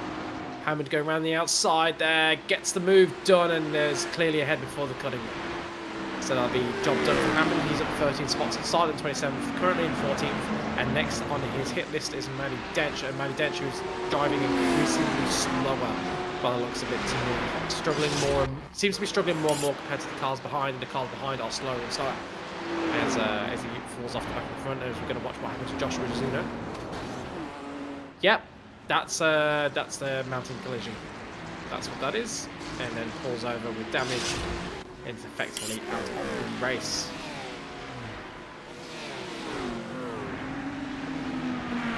Yeah, one of the few retired. Jack Humphries is retired. Richard Mitchum looks like he's retired. Samuel and Greg Brooks retired as well. And John Verhuber looks like he did not take the start. But we're not going to miss them overly much because there's still 47 cars in this server. And only one of them now is on wet tyres, as far as I can tell. I believe David Lithwaite did in fact pit and get himself off those tyres. So as we saw on the radar, the weather would look like it was coming from the southwest. So once we get around turn 1, we can look at the sky and see if there's anything coming. Because now we're heading sort of northwest now. So once we turn this corner up here, we'll be heading southwest. So we better see where the rain's coming from. That's a big fat no for me. Wait for it. There we go. There's a big cloud on the other side of the mountain. So it doesn't come over the mountain yet, but on the other side of the mountain, there could be something coming. Because that cloud there's a bit patchy. So it could have a little spit of rain. So it could be, we could have some intermittent, just to throw a bit of dampness in the air, which means they'll probably have to stay on the dries, but it'll get slippery. So it could be interesting. Yeah, it's going to have to be more rain than that, I think, to rescue Matty Dench's race. He's down in 16th position and looking like he's about to lose a whole lot more down the straight because he just does not have the pace. That's Shannon Fever trying to get past here. They're lining up to overtake Dench, and Richard King's next. Richard King and Matty Dench have had a few battles in the past, and King getting past here this time. Edward to be next on this. In fact, Fever loses out to Richard King there as well after going wide to Richard King on 2 spots in one corner. and goes from 18th to 16th. He's up 9 positions from the starting spot of 25th. Oscar Haynes now takes the fastest lap award back from Adam Burholt. Both of them doing almost identical lap times last time round. 0.15s. Thomas Foster is second slower though. Foster really needs to up his pace or he is going to come under pressure from Burholt for the end of this, unless he's doing some fuel saving if he's going to get this time back. But a second lap in fuel saving would be, I suspect, far too much because no one can get that back in time savings. Or the back end of Denji is not happy. Those rear tyres are starting to quiet enough. Almost lost the rear end. Manages to save it, but how much further can he get? He's not far off being 20 minutes in, which is far. 2 even stints. Surely he's going to be able to pit soon.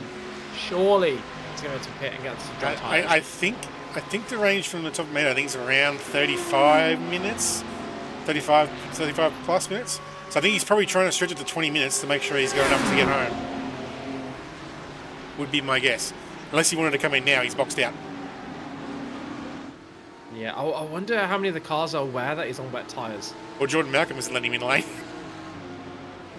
I mean, they got no reason to let him into lane, but I mean, just like aware that he's going to be braking a little bit early, not going to be carrying the speed, going to be behaving a bit differently. Surely, like if he hasn't said anything on the radio, they'd have to know he's either got damage or something, because it's like they all know what Denji's like. They'll be like, there's no way we're passing Denji this easy.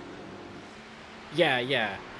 You might like be behind him and like, oh, he must have just come out and be on cold tyres, and then think, oh, I'll just sit behind him, and then be like, and then you sort of grow suspicious, like, no, I'm gonna have to overtake him. Something's not right here. Hazard into the wall. We're gonna see that a few times tonight. Keeps going though. Not much damage. God, what did they make that car out of cement? Nope, more damage that time. Not made of cement. And big damage. Gets the car stopped, and yeah, you get some tow rope very, very quickly there.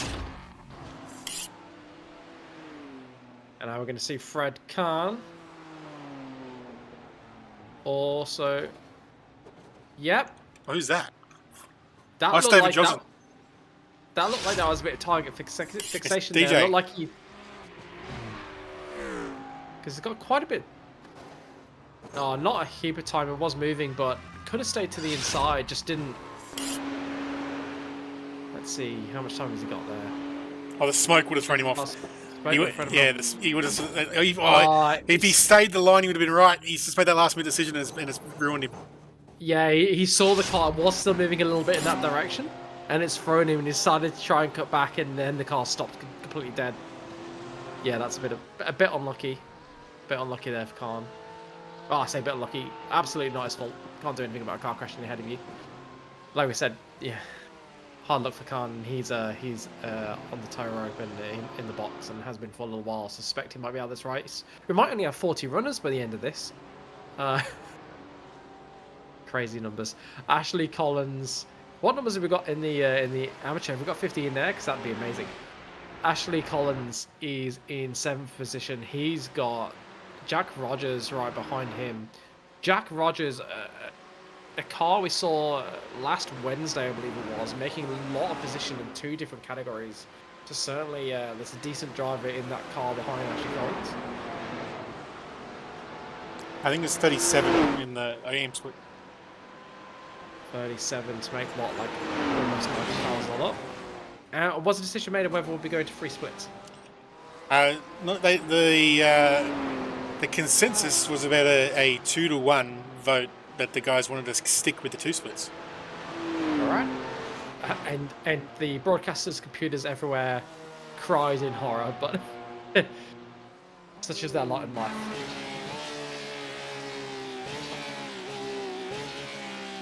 Yeah, fingers crossed these numbers continue, and then it becomes an easy decision to go to 3 at some point in the future. If they can grow just a bit more. That'd be absolutely excellent. To have so many drivers, though, is absolutely incredible. You think about most sporting leagues in Australia, you know, you're looking at, you know, sort of SA Rugby, for instance, not the hugest, but to give you something that I know pretty well. You know, we'd have about 6 teams in the division, and, you know, you've got 15 men each, so that's 90, which is the amount we've got for Monday Night Motorsport. You take into account everyone we get across the week, You know, you're looking to a really healthy league in its own right for an established sport. So to be getting that in sim racing is absolutely incredible. Well over 100 drivers each and every week taking part. And yes, we had the advantage of not being geographically limited, so we've got drivers from all across Australia, some from New Zealand, and even one or two from Singapore and some other locations, but still getting fantastic numbers for what is an incredibly niche sport. I'll just call it a sport. So congratulations to everyone involved and GSRC for those numbers. They're absolutely brilliant as we watch Stuart Ellis chasing down Trent Allen. Stuart Ellis was running in the top 4, but just hasn't got the pace at the moment. Just hasn't got the pace. And a 15-second penalty for Oscar Haynes for that collision with Adam Burhop. That we saw early on in this race. Adam Burhop was going for the lead, coming up the inside of Oscar Haynes, and we saw Oscar Haynes come across into him, is what the stewards have deemed, whereas Burhop was on the inside. So what they're deeming is that Oscar Haynes wasn't allowed to turn in at that point because there was a car in that space. He has turned into a space where a car already exists. That Burhop had the car well under control, and so they have decided that Oscar Haynes paid the penalty, and that would drop him behind Burhop at the moment, ahead, crucially, of Dane Snowden. So we need to remember he's got a 50-second penalty. He's driving plenty fast. The early man in 2-minute 4s at the moment. Absolutely insane pace. So what can Oscar Haynes do? Can he still win this race? We will wait and see. And I believe Matty Dench has now pitted. He'll be coming out on dry tyres, I assume. Dry tyres in 35th place. What can Matty Dench do from there? We will have to wait and see. He's a little black D for his tyre now, and instead of the blue W, so that's a better sign. So be prepared to start seeing some purple times in a few laps once he burns some fuel out of the car. I'll tell you what, if that wasn't a strategy play, thinking the rain was coming, and that was deliberate, and it was a mistake, I'll say, and it was a mistake. It's not a mistake I'll make again. After that experience, I can't imagine it was a lot of fun being overtaken left, right, and centre and just dropping down the field. It's got 34 cars in the way of victory. 40 minutes. It's going to have to take over just under 1 car a minute. Off you go, son. So the interesting thing is, because he tried to persist that bit longer, right? Currently, like Luthwaite conceded earlier, and then Luthwaite's in 29th. So he's got 6 or 7 spots there behind Luthwaite, and about a 15 to 20 second gap to Luthwaite, if it's not more than that. So he's lost a lot more time, Luthwaite. But the question is, has Luthwaite pitted too early to be still on the same strategy fuel-wise as everyone else? And this is the thing, we know Matty Dench is very, very good, very, very intelligent when it comes to fuel strategy. So you've got to believe if he felt he could get to the end earlier that he would have pitted, unless he's been hedging his bets because of that fear of rain coming at some point in this race. But surely if he's not hedging his bets, then you would bet on Luthwaite having to make an extra stop. So we'll wait and see as we watch Matt Smitke. What's done here? Come on, you're in the top 10, Matt! No! Big collision for Matt Smitke. Gets on the tie rope, I that might be okay. No, just get on the tie rope.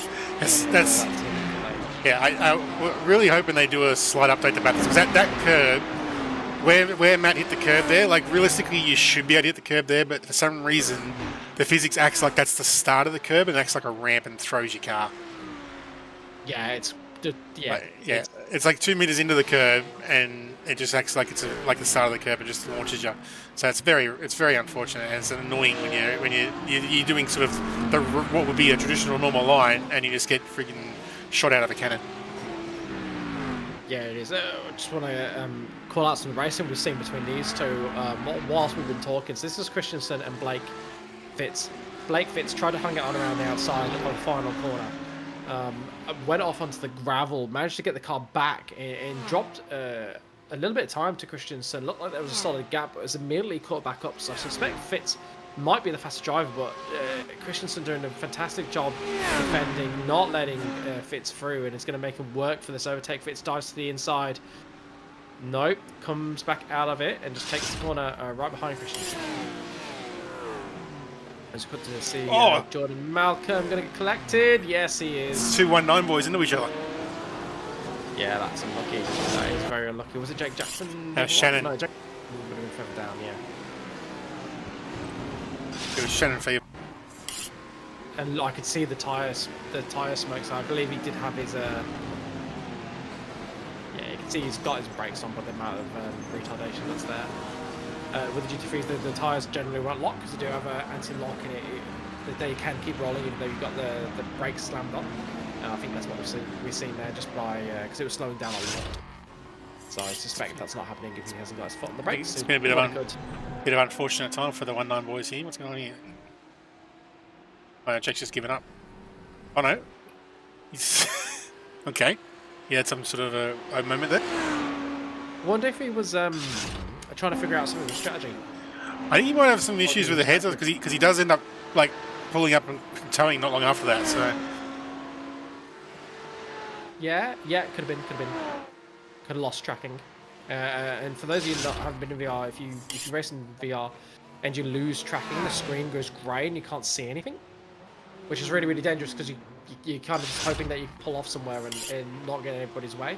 And sometimes it comes back, so you kind of want to continue because sometimes it only goes for like a second or two, and then it'll be back, and you'll have no other issues. Sometimes you'll have no more issues. So it can be very fickle when it loses that tracking. And well, they did very, very well to avoid Paul Wood there. The amount of drivers in this race is slowly being whittled down to a more sensible number. We've still got about 40 in the race at the moment. Judging by whether or not some of these lap runners are still running. Jackson Rahana back into 21st at the moment, down 19 from where it started. I just gotta remember, I have to make a correction. The fuel is now. They're all going to start being now because it's only a 60-minute race. I'm used to Bathurst being 90-minute. So it's only a 24-minute to 26-minute window for fuel. Yes, and they're all pitting now. So nobody going to be able to make the end on this race, except for maybe Ashley Collins. No one's going to make it the end from here. They go, that's what Denchi was hoping. He needed to do 10-15 minutes of fuel to do his short stop first, basically, and then do the one big stop at his next stop.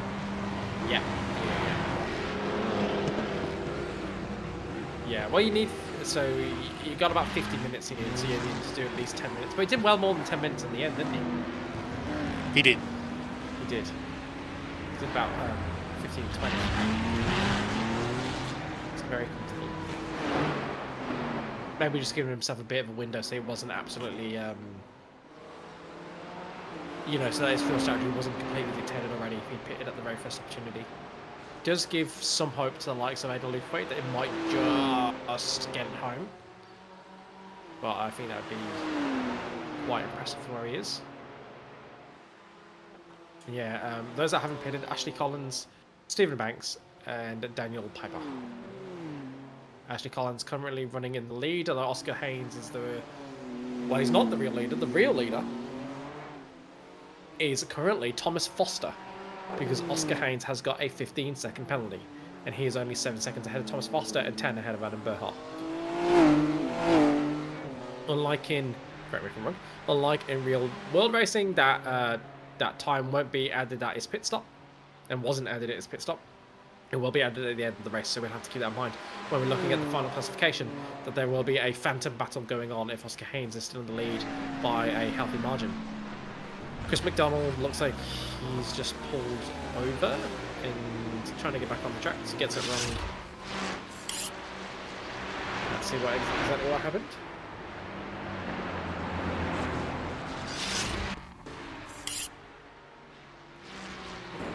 Same curb again, see? Just throws the curb.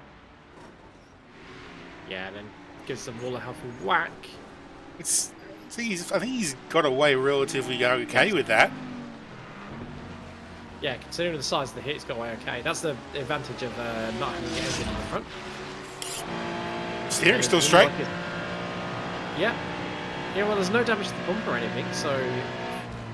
I think he needs to go get himself a Powerball ticket for Thursday. Yeah, I agree. Do we know what the jackpot 100 mil. Jackpot is for Thursday? 100 mil. That'll buy you a few of those Ferraris, wouldn't it? Absolutely. Oh, here we go. We're gonna watch Denji do his things. That's him overtaking William Yarwood, just casually around the outside. Next up for Manny Dent, who's currently in 28th, is Jackson Dial, who we saw being an instant earlier on. And Stephen Banks now pitting. And coming out, Daniel Piper now the only man not to have pitted. Everybody else has done their first pit stop. So what I was saying with the fuel, what I was thinking in my head is those that have stopped, Daniel Piper's still going, so Daniel Piper is going to get to the end of one stop. He's going to try it, but it's going to be tough. Well, what could help them is if there is a little bit of rain, that'll help the fuel. If there is rain, then he'll be using less fuel, so that will help him. But he's going like it is getting a bit darker though. But if there is rain, you've got to pit for tyres, so yeah, you need there to be the right amount of rain. And then the problem is the 4 tyres take longer than a full tank in this with where the split is, so it's sort of contradictive.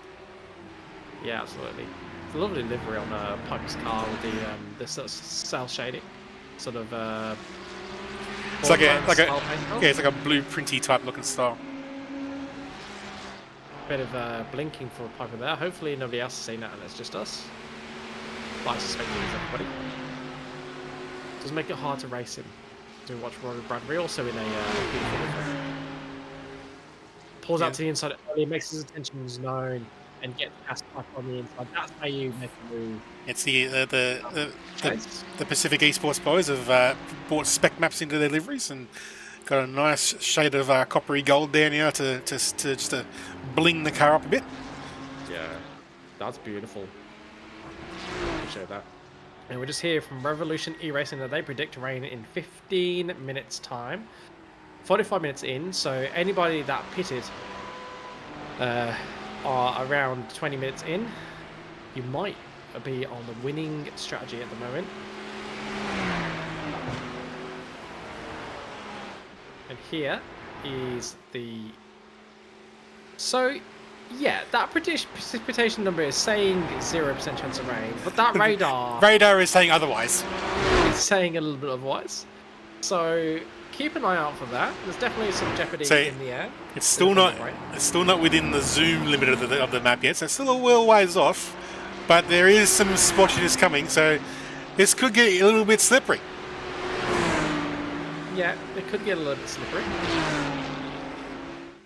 We'll have to wait and see. 31 minutes in, so we're just over the halfway mark. Everybody has now pitted. We think only potentially one car going for the one stop. Everyone else going for 2.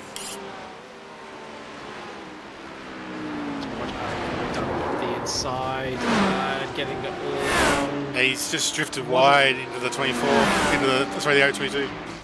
Yeah, he wasn't given much space on the inside there, so I'd be interested to see what stewards make of it. But of course, you've got no obligation to run a wide line. So let's see how wide he is there. Yeah, that's an awkward one, is it? Because he didn't give him much space, but he might have believed he was ahead because how quick he's overtaking to start to drift. Yeah, he just drifts out of that groove, and yeah, it's the danger part of trying to go through there side by side. Yeah, you'd be tempted to call that racing incident, wouldn't you? Particularly because he came off so much worse. And this is Rory Bradbury. So I don't think that was Bradbury we saw. I think that was a teammate involved in that collision, but Robert Bradbury running in 11th. He's got Aidan Luthwaite, who was one of the cars that started on the wet. Luthwaite is on the comeback trail, and he's back to 12th. Brilliantly, considering he started on wet, so he really compromised himself. He didn't do what Matty Dench did. He as soon as he felt like he couldn't get to the end, he got off those tyres. It might compromise him if there is rain and he can't get to the rain. He has to pit. That's all ifs and maybes. He decided to optimise his strategy in the tyre and then getting onto dry tyres as soon as he could without making an extra pit stop. He lost a heap of positions, but he is now only 5 positions down from where he started. He is in 12th position and he is looking threatening. That's yeah, so if there is a tyre change, Aiden's hoping it's in the next 10 minutes for everybody. Otherwise, he's going to have to stop for fuel and double stop for tyres when the rain comes. So that's his risk at the moment. That is his risk. And there's a good race going on at the front of this field. It's not happening on track, but it's happening on Phantom. For those of you that haven't been with us the whole time and missed the storyline, Oscar Haynes and Adam Burhoff had a collision early on. Sent Burhoff off track. Didn't get any damage, lost a bunch of time, bunch of positions. Oscar Haynes in the lead. Oscar Haynes was given a 15-second penalty for that collision. He is currently 10 seconds ahead of Adam Burhop, 8.3 ahead of Thomas Foster. At his current pace, he is just about on track to make that 15 seconds. But the big question mark is what will happen if Burhop can get past Foster? Because Burhop has looked like he's got more pace than Foster by about half a second a lap. So I think the race for the win, if Burhop can get past Foster, it's very, very tight. If Foster stays ahead of Burhop, then Haynes is about half a second a lap quicker. It's been that fairly consistently, I believe, and so I would back Haynes to make it to the victory over Foster. This is very, very tight though. Foster can still win this, Burhop can still win this, Haynes can still win this, everybody else looks like they're out and running at the moment. And Andy Lithwaite comes in for his second stop. And he will make it to the end from here. 25 minutes, he's made the critical number. So he's going to have the same amount of pits as everybody else. He's minimised his time on that wet tyre. He'll be kicking himself for starting on the wet tyre. But if there is rain, Lithwaite is not in a good position because he won't have done an extra pit stop in that scenario. Jackson Rehana was an early casualty, got caught up in the incident after starting near the front. And he's back on the comeback trail. He's just got up into 18th position, which is 16 positions back from where we started. So he started in the third spot. And driving a good recovery. He's just got past Michael Edwards. Next up is Blake Fitz, who's been in a decent battle with the car ahead of him. We've got Stuart Ellis, was running in the top four early in this race, and has gradually fallen back. He's currently in 6th, and as you can see, he's got Ashley Collins and Alex Court in close company. If there was a proximity chat, they'd all be able to talk to each other on the radio right now.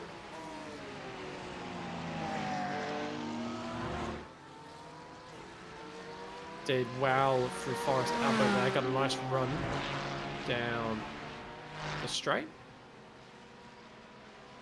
So Alice not close enough to make a move.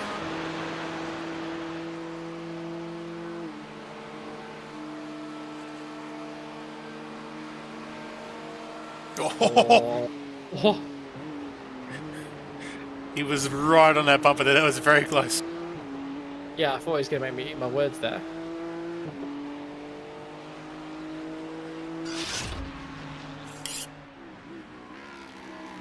Oh, Schmicky, that's way too fast, bro. Oh, he's done well to keep up the wall, though. Now he's just in a really bad Austin Power spot. Smicky will be kicking himself for this race, running strongly in the top 10. Oh no, Banksy's had the same. So he's done that same curb problem. He's already got damage, and the Skyline curb is going to come struck again. Oh, yeah. Fitz and McDonald's look like they've had a collision as well because they're both tumbling down the order together.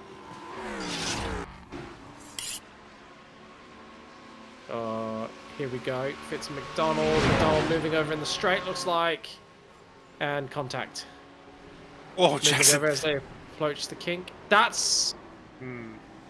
Oh. So, rules of GSRC. If that is ruled as deliberate, that will be a race ban. I'm just going to call that out there.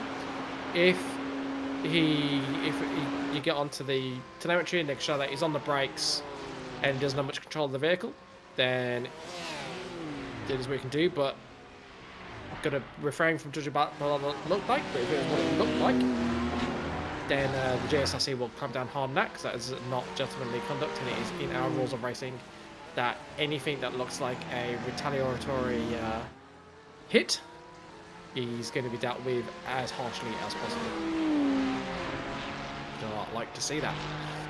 But fingers crossed, the car was just unable to be controlled and he was on the brakes. So until it's proven otherwise, I'll give him the benefit of the doubt. But we go to Ashley Collins. He's got Stuart Ellis ahead of him, Alex Court behind him. Ashley Collins pulling to the inside through the chase. Stuart Ellis going to fight this one on the inside. Would he go deep though? Will Ashley Collins get the cutback? No. Judges it absolutely to perfection.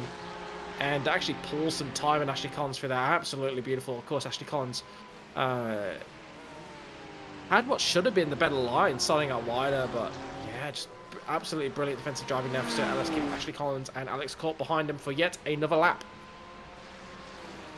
Now let's have a look at some of those drivers that are in recovery mode, making big moves. We've got Trent Allen's up 11 spots from 15th to 4th. Alex Court's up 12 from 20th to 8th.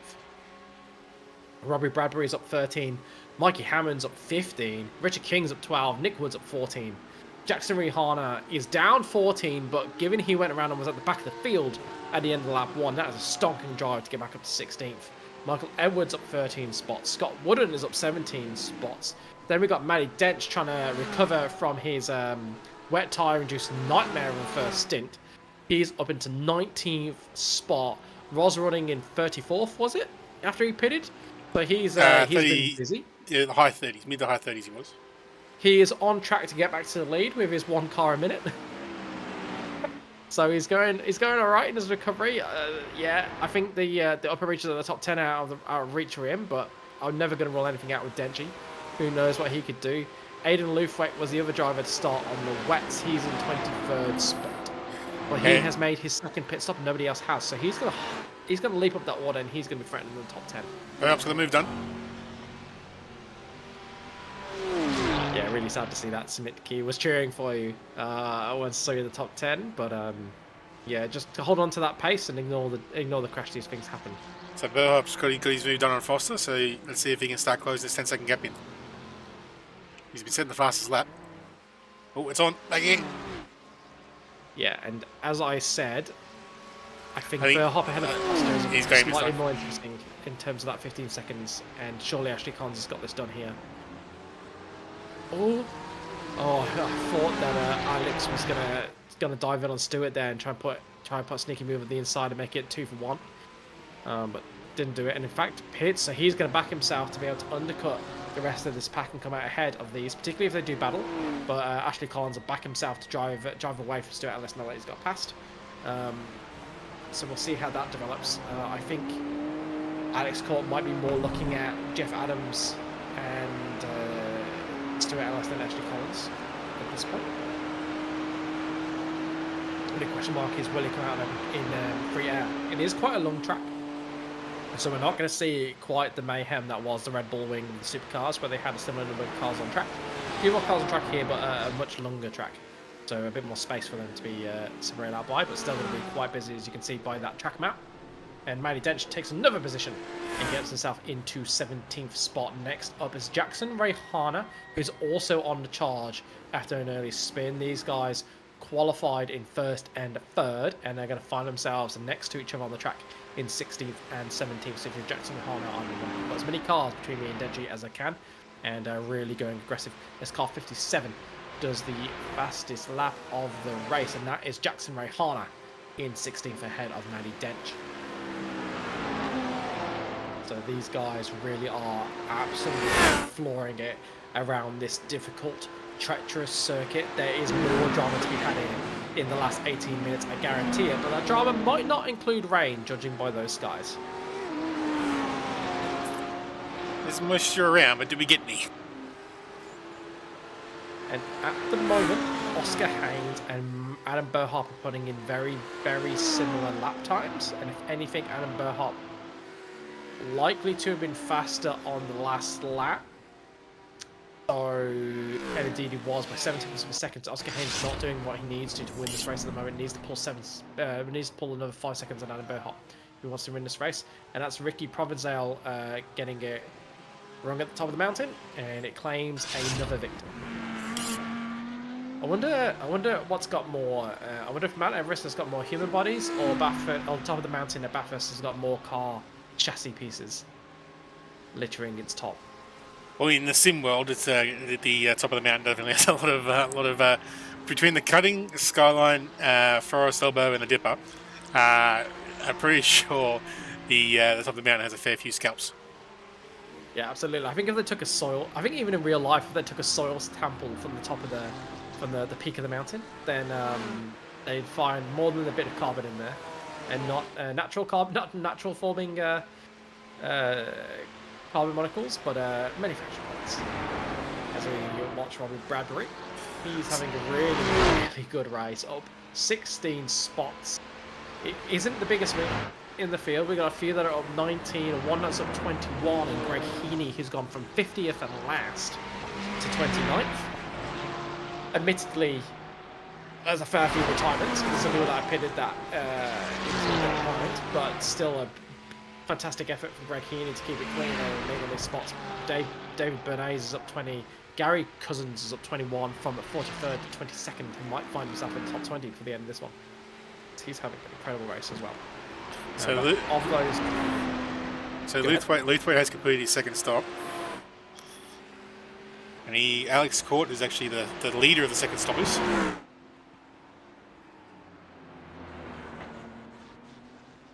So he is an Alex Court. He's got Jeff Adams. And Court's just coming down, the Court's just coming through the dipper now.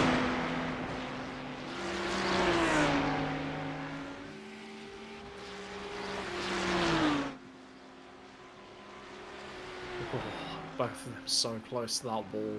Both of these guys really pushing these cars. Ferrari versus Lamborghini.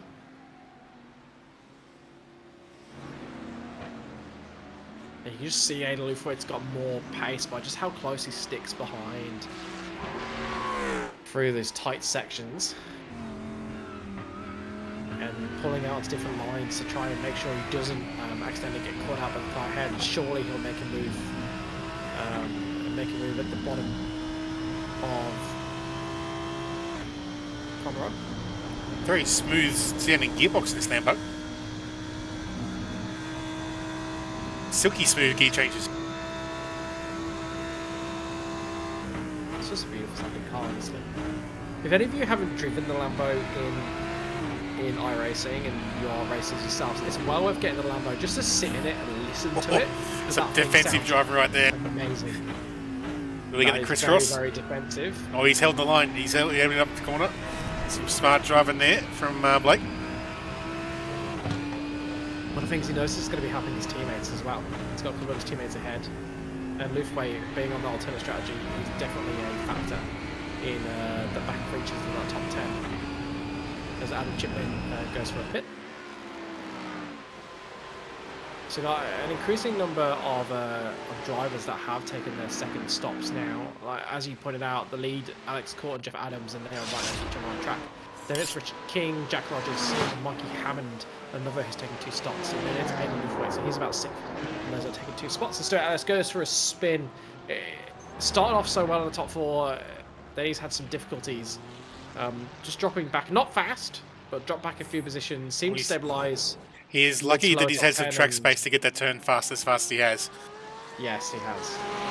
That could have been a lot worse. And Oscar Haynes pits from the lead. Oh, that's a big crash. Yeah, that's Jack Rogers. Absolutely ruining that Porsche against the walls of the mountain.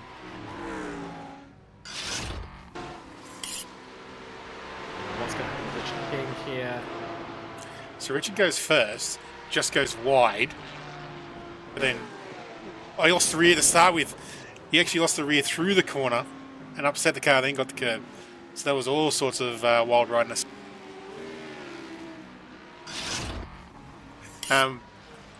DJ's on wet tyres.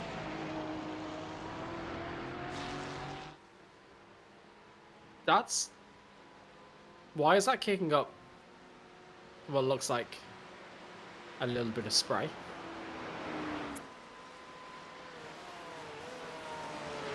That was kicking up a little bit of spray, wasn't it? I wasn't imagining that. That wasn't wheels locking or anything. There was no way.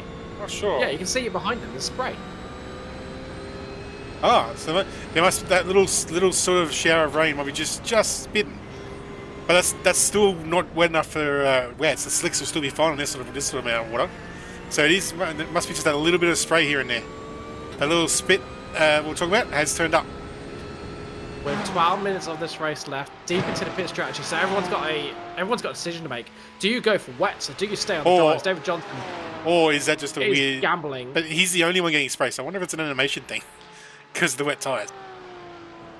But surely they haven't got it so the wet tyres just make spray regardless, even if there's no water. Maybe he's cooked them and they're smoking.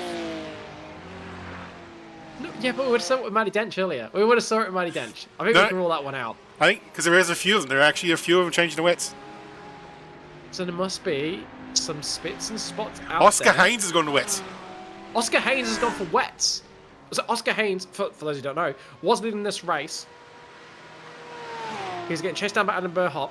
He's pitted and gone on to the wet tyre. So everyone's expecting there to be more rain before the end of this race. This is the one thing I think iRacing need to do. They need to give us, as broadcasters, some animation to see rain, because we can't really see it.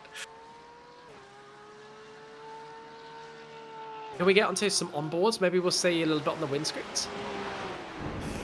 Well, I was in the onboard before. Nothing seemed to be showing up. There is rain. It is a tiny amount because the tarmac looks bone dry.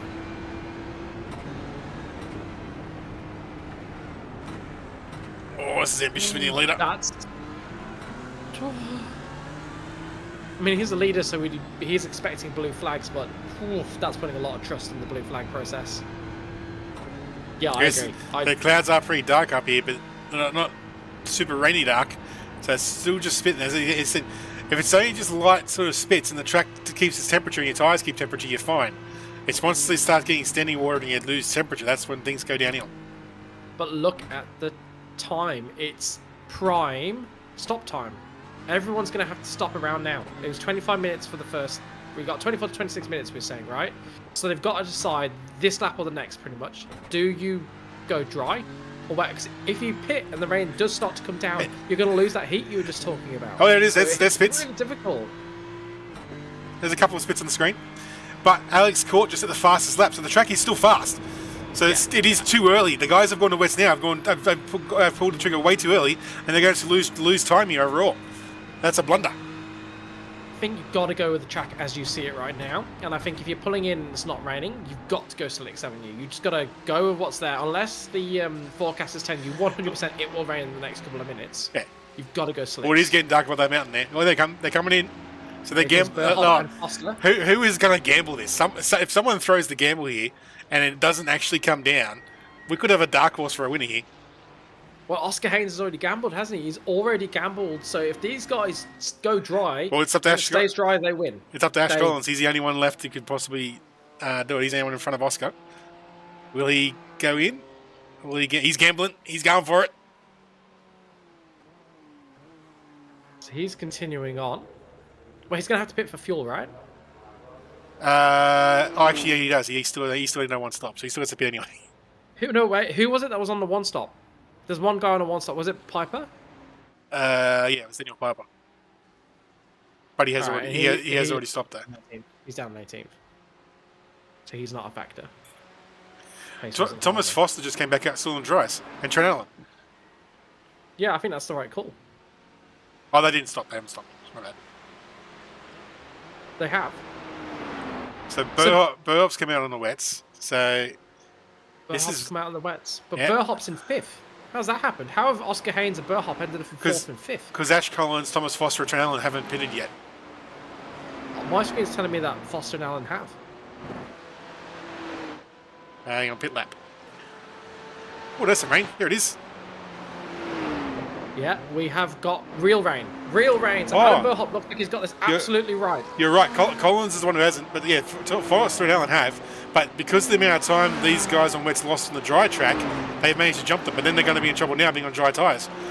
But they jumped Burhop while he was in the pits. Now this sort of spray is getting to the point where the slicks are not going to be happy.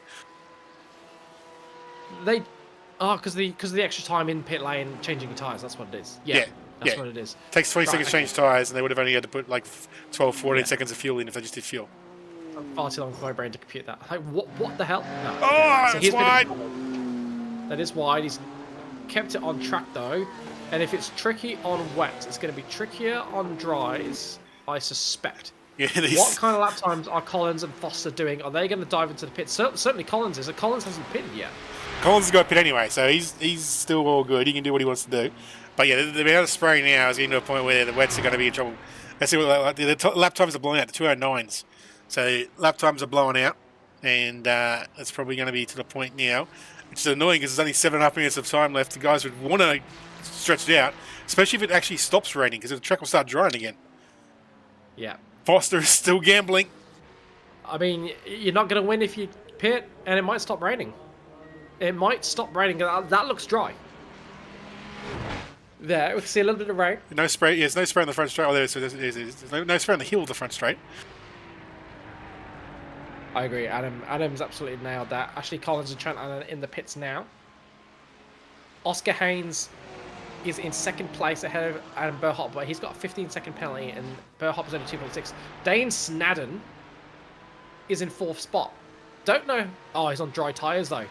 He's on dry tyres, so a few people are gambling. Those that pitted earlier because they didn't have the fuel to get further, or they decided it was going to stay dry, and put on dry tyres, and they've got to decide now, do I make a third pit stop? Can I make the 30-40 seconds I lose in the pits Oh no! back? Am I going to avoid doing that if I stay on the dry tyres? So I think the answer might be no, and that's an unsafe rejoin. He's going to get a penalty for that. hey, the Forest Elbow is the most southwesterly part of the track, and that's where the rain was coming from. Yeah, you've got to get on the wets. Everybody is pitting onto the wets except for Thomas Foster. Okay, so Forest Elbow is treacherous at the moment on the slicks. Yeah, you basically just got to stop. Basically a skating ice rink out there. It's an ice rink out there for anyone on the sticks. As Dane Slannon is being brave and pointing and showing us a demonstration. There's Oscar for the lead. And that's Thomas Foster being overtaken by Oscar Haynes. He's just crawling around. So the question for Foster now is, who was he racing? Can he crawl around and get to the end? He's going to lose too much time, surely. Even if it's only 2 laps, you're going to lose. He's lost 10 seconds through there already. 20 seconds a lap, and you can't. He's gone. There it is. It's gone. Everybody who was hit that corner in the dries has spun. Well, literally everybody. No, Dane's got through. Right. Oh no, he hasn't. No, he hasn't. Oh no! That's actually worked out for Dane. Oh, except for the Thanks, Thomas. Except for the damage, his wheel is buggered. Yeah, but he'll be able to get that back round and get into the pits and get on some wet tyres. So Oscar Haynes is in second place. Adam Burhop is effectively in the lead of this race. Dane Snadden is now effectively still in third, but he's going to have to pit, as is Thomas Foster, surely. There's no way you're going to get to the end even with only a couple of laps remaining. It's just too treacherous, too much risk of just completely ruining your car. We're watching Scott Wooden. He's going side by side right now with Dave Oliver, gets the job done. Scott Wooden in 14th. Dave Oliver is continuing on the dries. It's brave. That's about all I can say for it. It's brave. It's not going to work. Oh, that's some wall. That's another wall approaching quick. Gets it stopped. Oh. So yes, it looks like we get back to the wipers now constant. Looks like it's probably properly raining now. But like I said, it is annoying that the outer animation isn't good for broadcasting it. So that hopefully iRacing give us some actual rain so we can see it. Oh no! He's on dries. Dave's still on dries. Yeah. So that's the problem with staying on dries. It's all good being like, oh, I can lose the time. I won't lose as much time, but if you're gonna spin, you're gonna lose more time. And yeah, Dane Sandler and Thomas Foster cry enough, and they pit even though there's only 2 laps remaining for them.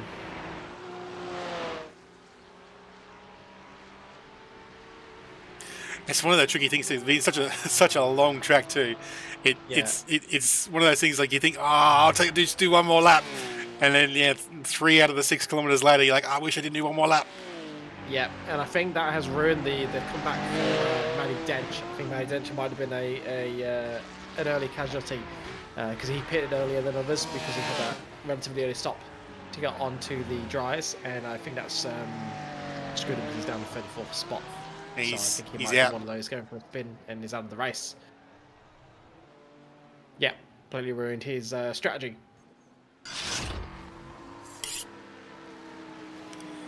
So Daniel Pop's still trying to get around on the dry tyres.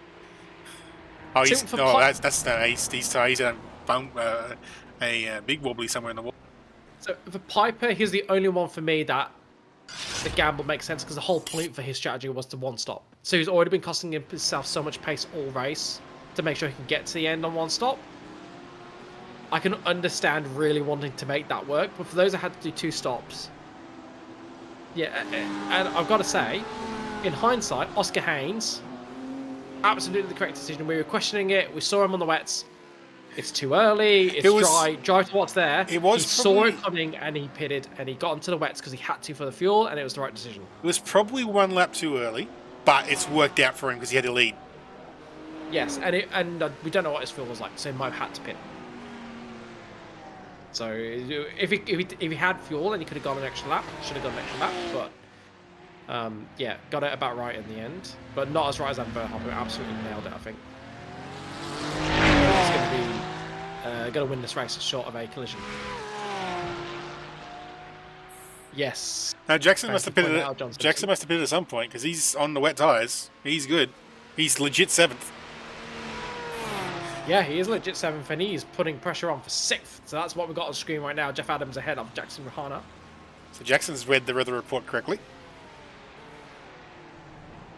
Oh, Jeff can't quite pull it up. And Jackson's through.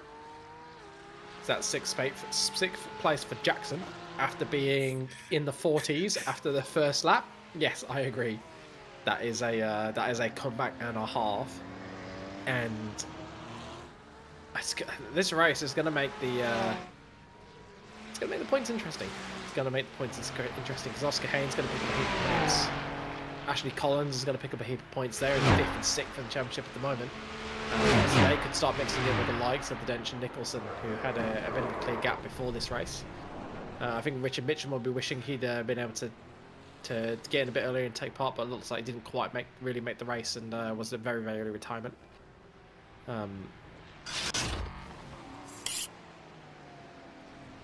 Yeah, we saw that then. Oh, Thomas just locked the rears. Unlucky, yeah. Thomas Foster just go flying off track. Thankfully, he's in at the right spot, and as his stablemates going past him, that'll be a nice, sort of a nice picture for the squad if they get a screenshot of that. Oscar. He's pulling away because no, actually, no, but Adam Burhopp's ahead. Yeah, Oscar Haynes has gone off track somewhere. He's fallen 10 seconds behind Adam Burhopp.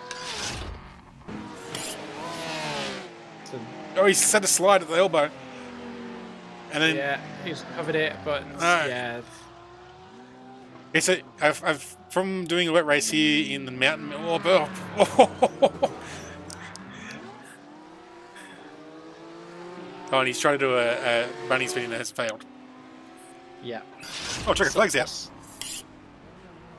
Adam Burhopp takes the victory. Adam Burhopp wins the 1 hour at Bathurst. Mastered all the conditions, mastered the wet qualifying, mastered the wet race. Absolutely fantastic from Adam Burhopp. Recovered from early spin to take victory on track and come across the checker flag in first place. Oscar Haynes will finish in effectively 3rd place, half a second off clearing the 50 seconds he needed to finish ahead of Ashley Collins, who picks up effectively 2nd place. Alex Court will then be in 4th place with Oscar Haynes sliding in between the two of them. I think Cordy will be very pleased with this result. Well, he should be. Started in 20th, up 16 spots, kept it clean in the wet, 4th position on track. Oh, absolutely brilliant. Oh, no, that's late spin. It's Lutka. That's Daniel Bernard's. Yeah. Trent Allen brings it home in 5th, just ahead of Jackson Rahana. He's had an absolutely phenomenal recovery after a collision on the first lap and being in the 40s to finish in 6th spot. So I think that's the Phantom Hard Charger award to Jackson Rahana there. Jeff Adams will finish in 7th, and then Richard King should finish in 8th. I'm tentatively saying that because I can't see quite who's crossed the line. Richard King hasn't yet, so I shouldn't say that yet. There you go, he's crossed the line safely. Stuart Ellis is in 9th. Stuart Ellis was running in the top 4. Had a bit of a difficult afternoon to give for a spin, but it's still going to finish in the top 10 and 1 spot ahead of where he qualified. So he really just got a good start and then regressed where his qualifying pace suggests he should be. And it looks like Bradbury is going to hold off Fit to bring it home at the back of the top 10, with Fitz finishing in 11th and up 20 positions. So Fitz should be very, very happy with that. That is an incredible drive. Then Thomas Foster will be in 12th by the looks of it. We cut to Scott Wooden, who's in 14th. He's got Pariana Starkus right behind him. No real overtaking opportunities remaining except the final corner. Michael just made a mistake. So he had a gap, now he hasn't got. Oh, Perry's going to go for the move. He's got so much more speed.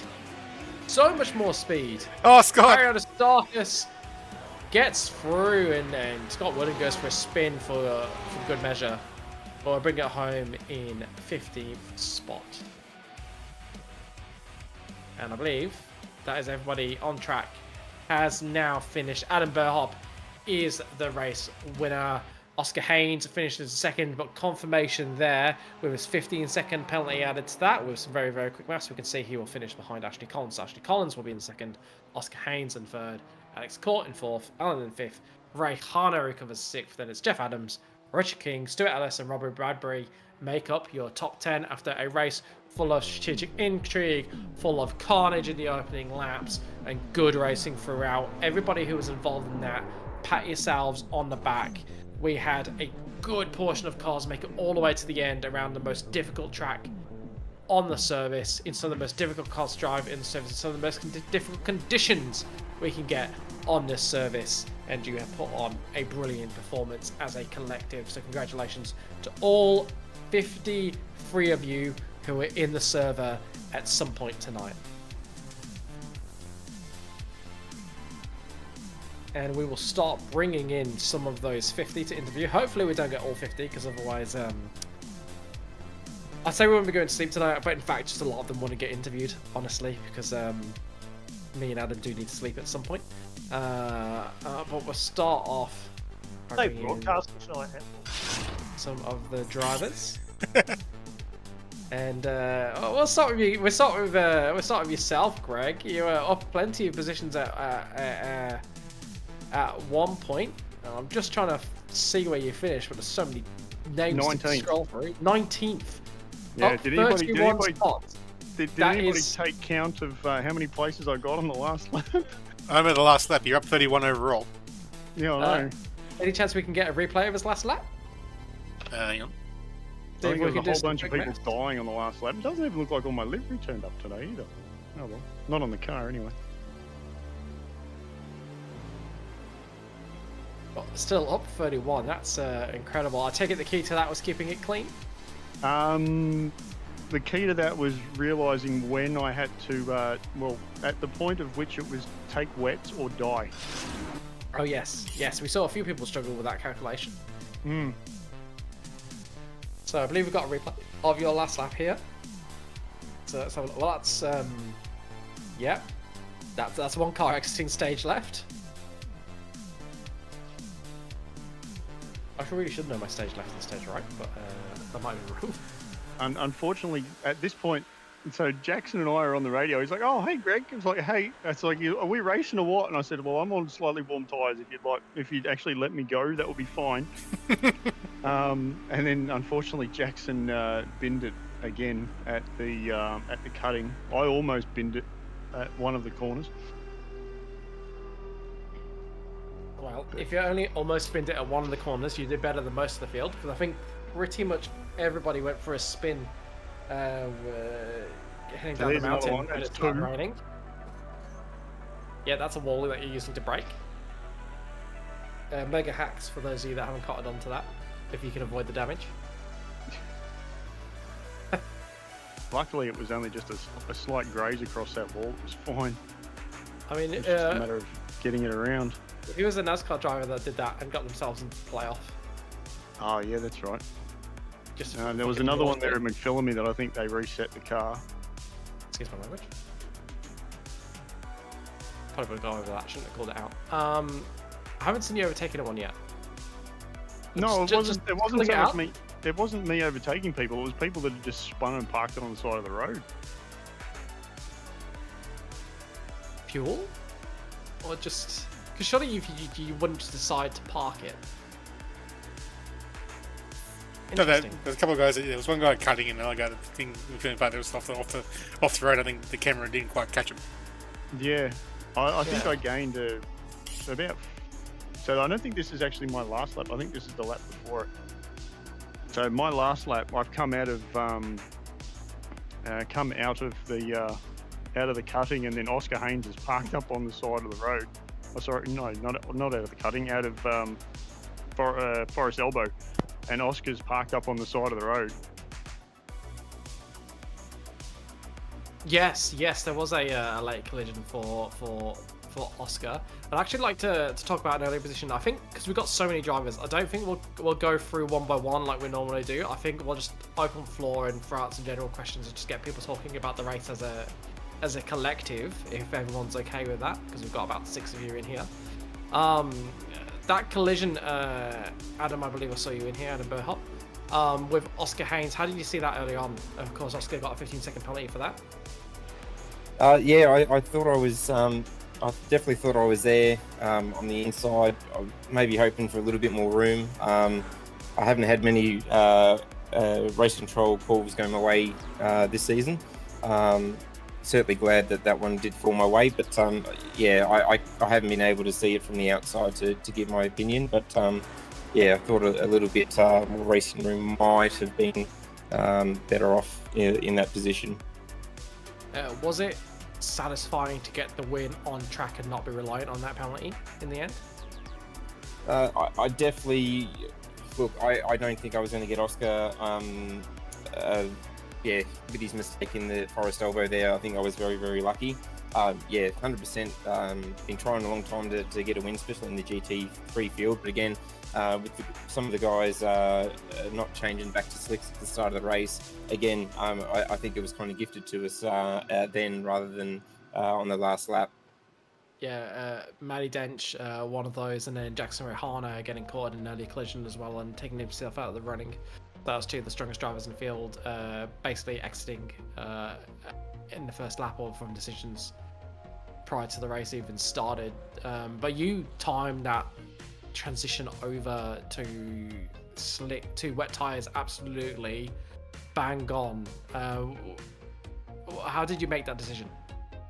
Had a spotter, so just someone just keep an eye on the cars behind me, and when they said the cars behind are starting to drop off time fairly quickly, yeah, knew it was kind of the time. I think Oscar pitted a lap earlier, and track wasn't quite ready, so we had a 10-second gap, and then came out in it's 2 seconds. So yeah, timed it perfectly then, but.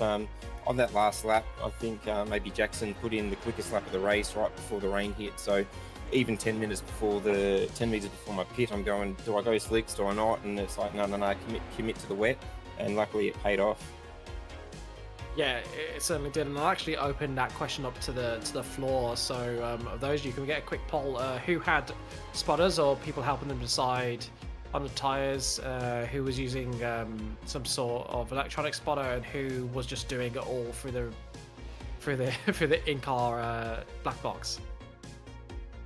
Oh, we were just doing it with positions on track. Like I was calling it to my guys when I was down the bottom of the hill and they were part way up or part way down, just giving them a heads up as to what was going on. And then once I saw a third rooster tail come up out of the Audi in front of me, it's like, yep, time to go to wets.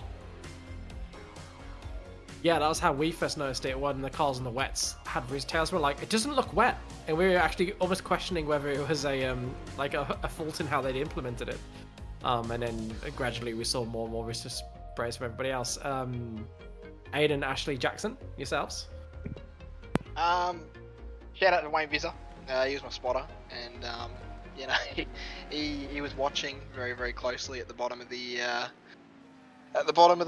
mountain, and I was calling it from up top. And yeah, I think we came over to wets at a very good time. I think yeah, everyone was just starting to look a little bit uncomfortable. So luckily fuel ran out on that lap, so I had to come in anyway. And the choice was, do we just leave slicks on it, or do we put wets on? And I put wets on. So yeah, it worked out well in the end. I think I was potentially maybe one lap too late, but I had a couple of guys helping to watch, and the going from dry to wet definitely helped make the race incredibly interesting and mix things up in the last 10 minutes or so. Yeah, it was certainly very interesting for us, and a lot of chaos at the end. You could see everyone that stayed on dryers for too long, they just couldn't get down the mountain. Everybody was spinning at the same corner. So certainly, I think wets were mandatory. There was no way anyone was surviving to the end. It was just a case of who made the call at the right spot, right time. I'll just cut over to you, Jackson, because you had a very interesting race. You started at the front, went for a spin. I can't remember if it was collision or just your own spin, honestly. It was so long ago. And then recovered from, I believe you were in the 40s at that point, and recovered to 6th. I was dead last, mate. I was 51st at the end of lap 1, and you know, it was slight collision with Oscar. I haven't watched it back yet, but I think it was something weird happened because I sort of bounced off him, like because we were side by side through two, and like we were basically banging doors, and yeah, I ended up worse off. So yeah, it was tough. Like it was, you know, I had to pass that many cars, and it was annoying too because obviously qualifying happened, and then as you can see there, it's sort of just weird glitchy sort of accident that. Yeah. But yeah, anyway, it was fun. It was good fun. Had me puckering, that's for sure. Yeah, I tried to get it off, obviously, the racing line, and thankful that, you know, none of the other 50 odd cars behind me did make contact, which was good. Had a little bit of damage, but I think I was down a little bit of straight line speed for that first stint, so I just survived to the end. And yeah, once we had the fixed car, set, you know, fastest lap of the race, and yeah, it's, you know, a little bit annoyed we couldn't run up the front for the whole race because I think the car definitely had the pace to win it, and this is not a car that I drive very often, so I would have been pretty stoked with that, to be honest. But you know, it was good fun either way. Passing cars is always fun, and this is a great track for it. Well, I hope I didn't make it too hard when you caught me. No, and I'm pretty. Something's up with my steering wheel. Like, it keeps activating my voice, and it keeps actually upshifting and doing weird stuff. So I need to get that replaced soon. But I end up going back to teams because every time I think I turn right, I don't know if anyone would see my name flash up on the screen as if I'm going to say something. But yeah, that's a tech glitch there. So I end up going back to teams. But trust me, anyone who did play ball and let me go, I did say thank you. I was saying thank you. You know, absolutely stunning job to come back. I'd say not a surprise given I've seen what you've been doing in the Super Formula Lights this season, and making me sad because I can't get anywhere near those lap times. But anyway, driving splendidly in pretty much every car you drive in the GSRC at the moment. So yeah, congratulations on that 6th place. It would have been interesting to see what you could do without the early contact, and whether you would have been with, I'm sure you would have been with Burhoff and Haynes and in the mix for the victory. But still, I'm glad you had fun, and that was a fantastic drive. Yeah, thanks, mate. Give me a car back with no roof, please. Yeah, I agree. They're far superior, those cars. Yes. Very glad that they're Good not night, just relegated to Fridays now. They look good on a Thursday. Yes. Let's hear from a little bit from yourself, Ashley. You had a very good race, finishing in 3rd, starting in 13th. Can you just talk us through how your race unfolded? The race was, I think we were all sort of expecting rain at some point, so I was just looking to, had a very safe setup built, probably expecting rain to be a bit longer than there actually was during the race, but Bathurst isn't one of my stronger tracks, so just driving to be safe and make it to the end, and picking up a few spots where maybe others were take advantage of some others' misfortune. And just did a bit of a light fuel save to get an extra lap just to give the car a bit of room to breathe and look after the front tyres, but at those temps it probably didn't matter. And as we come towards the end of the race, I could start seeing some of the rooster tails come up off the back tyres, but the windscreen didn't quite match, so I think we all knew it was just a matter of time until when that we were going to need to change over. Yeah, I have to say, before the race, just based on the setup for the server, we were secretly expecting rain about halfway through, and we were wondering, where's this rain coming? And we were starting to believe that it was never going to come. And then we saw Oscar Haynes pit, and we're like, that seems wrong, going onto the wets because it looks bone dry. And it turns out he'd got it right, and yeah, then it was quite a bit in the end, wasn't it? Yeah, there was a bit in the end. The boys up front drove extremely well, I think, because they pretty well commanded the lead for basically the whole race, I think. But yeah, I think we're all sort of expecting from halfway, then there was that mind game of can I make it to the end on slicks or not? And then I think there was that lap where we quickly realised that was definitely not the case, and box now. Yeah, it seemed to cut over very quickly. There seemed to be, I mean, I can't remember who it was, but they put in the fastest lap of the race. Maybe the lap before it became undrivable. Like, yeah, it was absolutely insane. Yeah, I was keeping on the standings, and crew chief was telling me there was purple sectors being made. And then yeah, definitely the next lap it was all over. It was just all about survival really to the end. And Alex, did you feel that in the car after your fastest lap?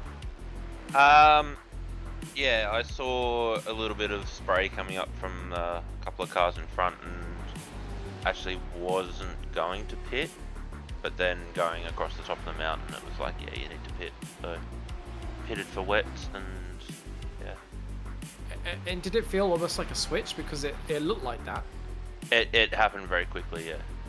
Yeah, and how much rain could you see from the visor? Because we couldn't see much on the broadcast. We could see more of the spray coming up than there being much rain.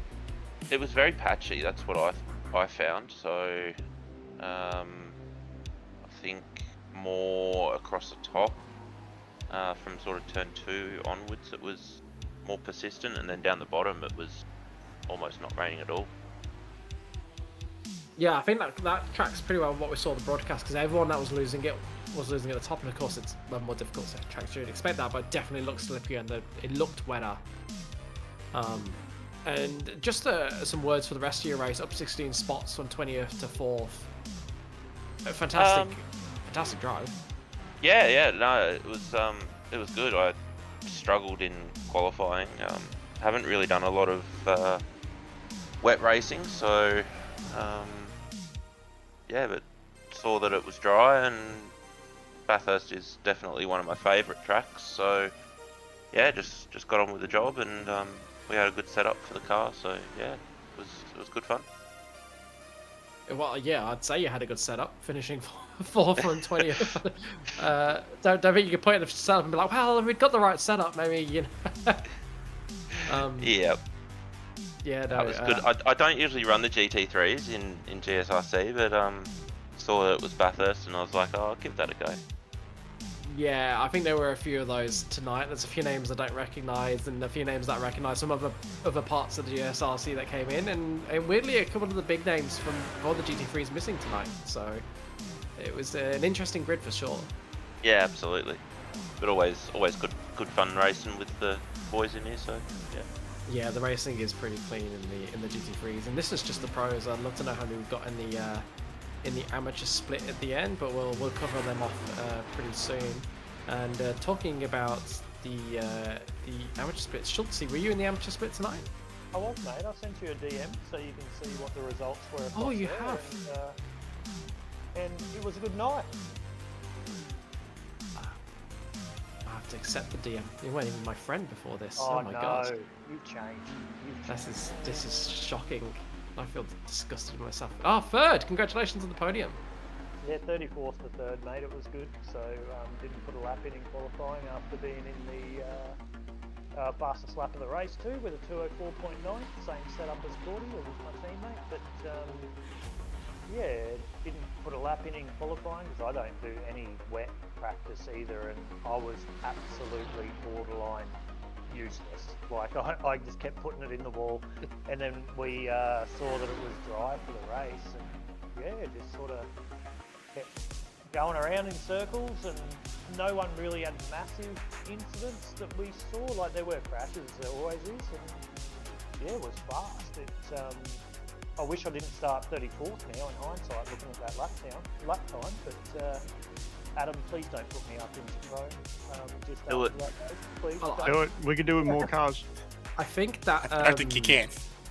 I think that best lap time is not far off the best lap time for the pros. I think they only have one driver getting 2 minute 4s. Am I wrong? There was a few. There was a few in the 4s, but it wasn't like a super low 4.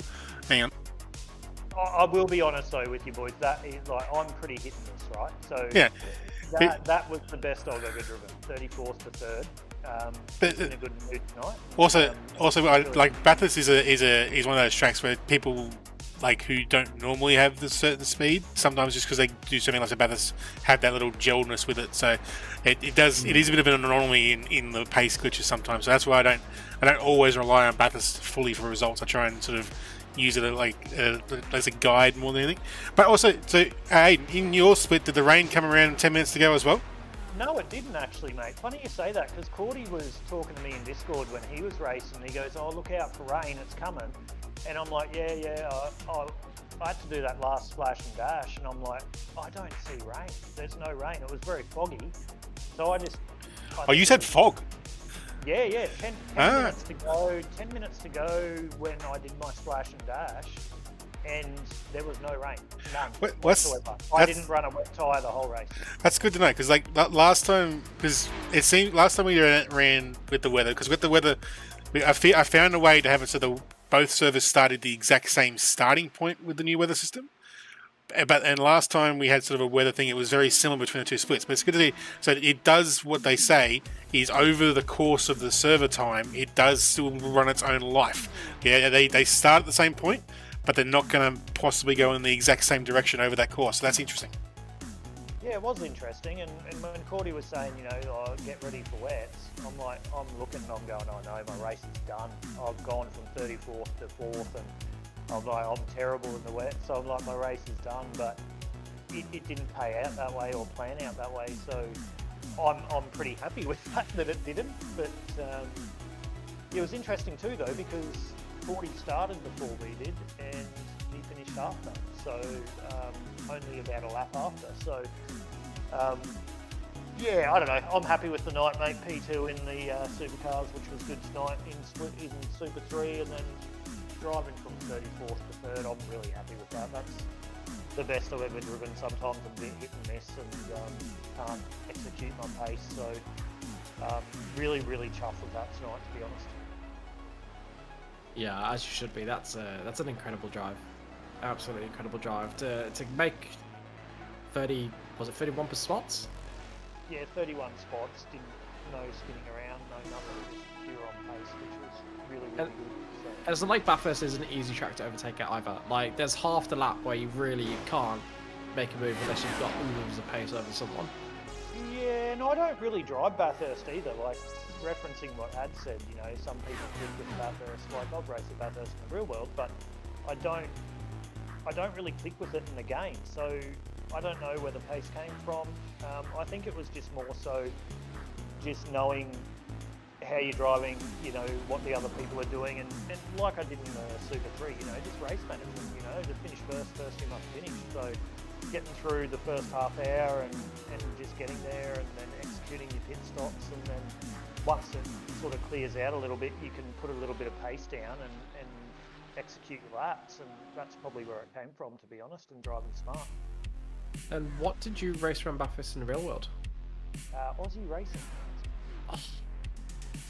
I'm so jealous. Going back a long time. I'm old, mate. Going back a long time. Those things look amazing. Every time I watch them, I'm just like, oh my god, those things look incredible. Yeah, they're good fun, mate. Bathurst is a great track. It doesn't give you any, for anyone that's been to Bathurst, it doesn't give you any aspect of what it is in the real world, with the elevation changes and stuff like that. Even the game doesn't really show that, but hey, it's the best track in Australian motorsport, so it's that for a reason. And I think you remember the old Larkham thing, to finish first at Bathurst first you must tame the mountain, so it bites you so much, and people try and bite off a bit more than they can chew around there sometimes, and it can bite you really quickly, so just being able to navigate around it and make your worst lap as close to your best lap as good as you can, and you'll have a good result. But yeah, it was good. Tough. Yeah, well, I should be absolutely chuffed for that. Go celebrate for the rest of the night, and we'll finish off the interviews by having a quick word with Kurt. We've already heard from Kurt tonight after his Super 3 drive. How was the GT3s around Bathurst for you? Pretty good. I definitely think I loaded the wrong aero setup, so that's on me. I think I loaded my higher downforce setup, so I was just getting eaten alive in a straight line. But other than that, just avoiding accidents was the key thing, and I went up 8 spots. So good. I'm pretty happy with that. Yeah, up anything more than 3 spots is a very good drive, even if you had a little bit of help from incidents, because you very easily could have been involved in those incidents. And Yeah, I bet you would have been thankful for that high downforce around the top of the mountain, though. It must have made the car feel a bit more stable through like Forest Elbow, and that would have been really nice. Yeah, the car felt very planted, like through McPhillamy and up through the grate. Like I was almost flat the entire way over the top of the mountain, just a little lift before Skyline, and then braking to go down the hill. So I'm very happy for the higher downforce over the top, but I know it was hurting me down the straights. I couldn't get the slipstream I wanted to pass people. Yeah, and as you're climbing the hill as well, because it would be hurting you through there. Yeah, definitely. It was painful, but at the end of the day, I was still running only a couple seconds off Aiden's times, really. So 3 seconds back for having higher downforce over the top of the mountain is not too bad. No, not too bad at all. So very successful night for yourself. Would you say that's been your best Monday night so far? I think so, yeah. It's definitely my best position in the GT3s without it being a reverse grid or anything like that, so I'm very happy with that. Slowly starting to make progress towards that top 10, and hopefully by the end of the season I can be running with the top 10. Yeah, and that's the storyline. We'll get Zach to follow for the rest of the season. Fingers crossed he'll be back next week. I believe he should be. Thank you very much for joining us in the comms box. We'll wrap it up short and sweet with yourself because we've had quite a few drivers in and we're running quite late. So thank you very much for joining us again, and best of luck with that. Those trials and tribulations trying to reach the top 10. Hopefully I'll be watching the stream and watch you get there for the end of this season. Thank you. I'll work towards it. And if I can just jump in quickly, Banksy, before you wrap it up. Go mate. ahead. Kurt, a really big congratulations tonight, mate. I know you're happy on the top 10 in the Super 3, and you did a good job in the GT3 tonight, well, mate. So big congratulations to you, and can't wait to be battling you at the front very soon. I hope so. And we just got one more straggler coming into the commentary box. For those who don't know, so you need the drivers. They sit in a green room, which is like a waiting room, and then we pull them in. And sort of me and Adam just sort of pull them in as we notice them, and obviously been talking so I haven't noticed them, and Adam's just brought them in. Hello, Andrew Neal. How was your race around the mountain? Mate, it was alright. I think the straggler call's good. I'm usually the straggler, and I've done alright this time. Done alright. Just remind us where you finished. And I finished on first, so pretty happy with that. Oh, first in the amateur split. Excellent. Yeah, first in the amateur split, so I'm pretty happy. It was a solid race.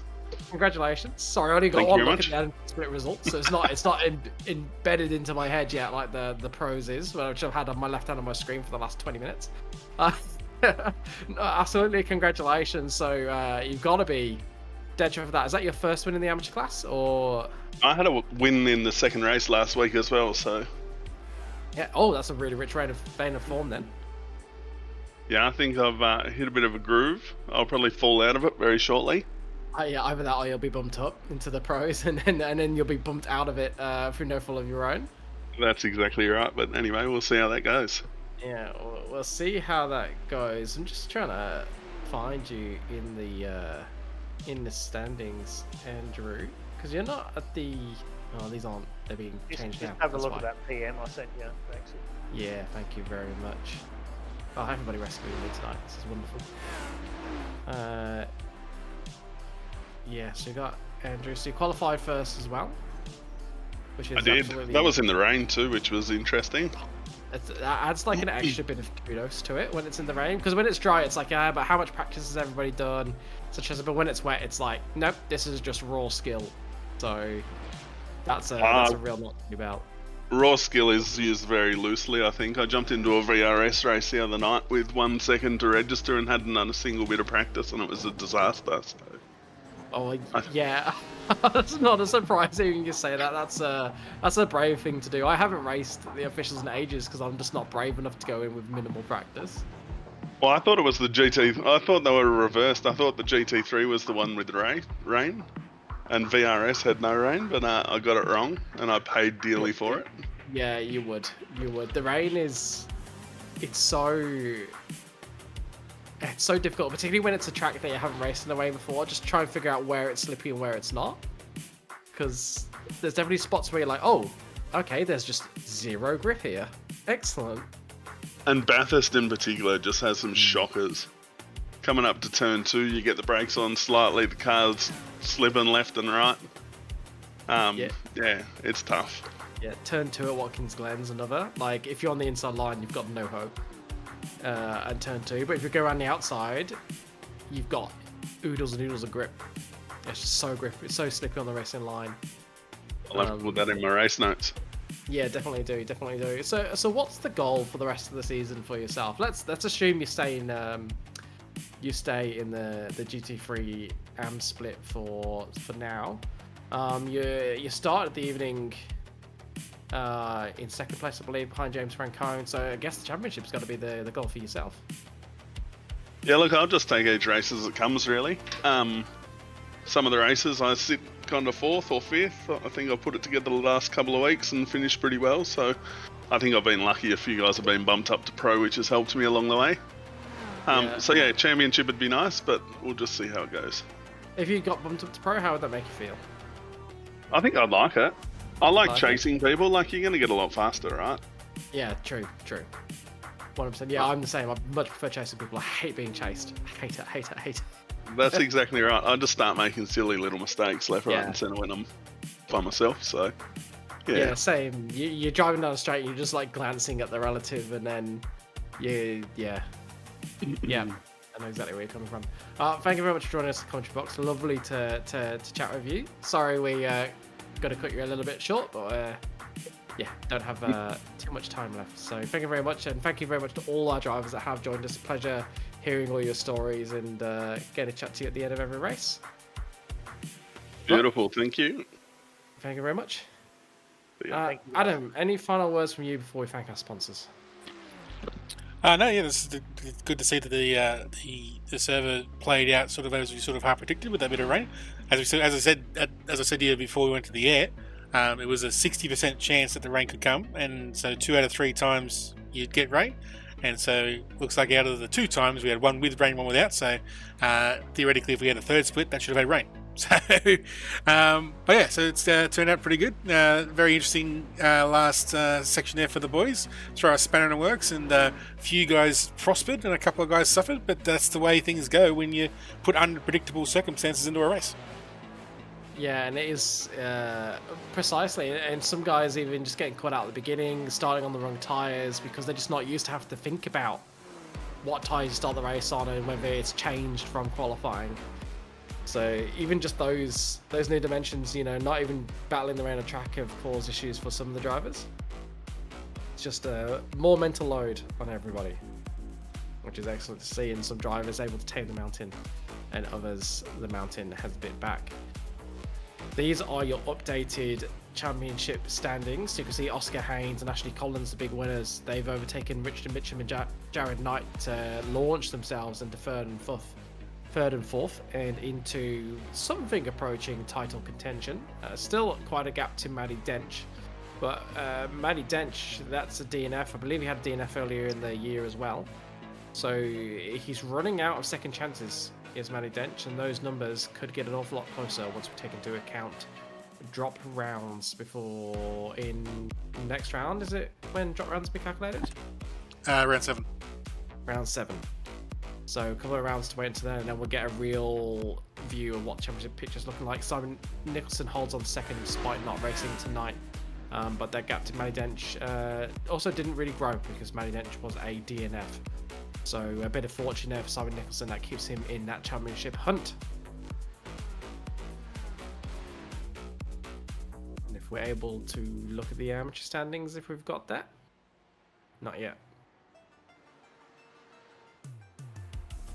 Right, yeah, you can see Adam Burhop actually, obviously the winner of the race, up 12 spots, up into 11th in the championship standings from 23rd. Didn't race every race up until now, I don't believe. It's coming in and out, but that's launched him into contention for a top 10 finish in the championship if he is able to make more of the races going forward. And this is what we've got coming up for you on GSRC for the rest of this week. We'll start with the up-and-comers tomorrow night, Lime Rock Formula Vs. And then we've got the GT1 Civil War, Road America, 40 minutes. It's one of the most... It's getting quite popular, the GT1s. A lot of people that race it enjoy it. And Tuesday is a little bit more of a casual day. in the GSRC, with the up-and-comers also being very friendly to those that are newer to the sport. On Wednesday night, that'll be our next broadcast, and we have the Production Car Challenge, Toyota GR86s around Brands Hatch. It's a brilliant car and track combination. Please get out for that. And I'll be on the comms again with Daniel Sarr alongside me. And then we go to the GT4s from Portimao, one of the very best tracks in the world. Absolutely wonderful driving challenge, and that is a 40-minute race. Then on Thursday, we'll have the Formula Vs, which is going to be some of the closest, best races you're going to see in the GSRC week after week, followed by the Super Formula Lights from their spiritual home, Suzuka International Raceway, the most famous track in Japan, of course, along with Fuji. Absolutely brilliant track. It's brilliant for those cars. Watch that one. And even better, it is sprint racing, so it is going to be hectic from start to finish.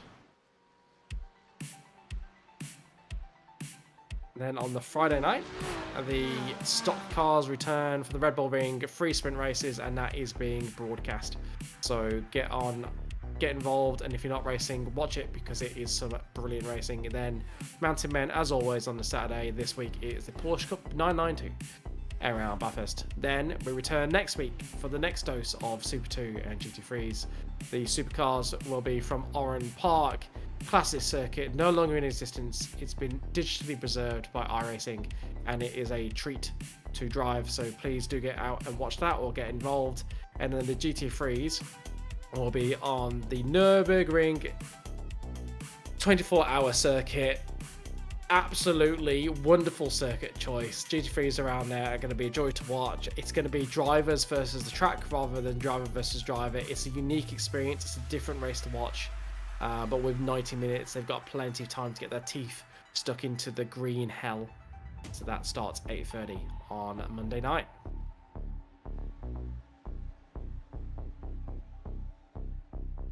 If you're struggling to stay warm on these cold autumn nights, do consider buying the GSRC hoodie. I'm wearing mine right now. We've also got t-shirts for sale. We've got bottle openers. We've got all sorts for sale, and all of that money goes towards the club so that we can put on more broadcasts like this, so we can bring you race control, so we can bring you all the things you want from a sim racing club.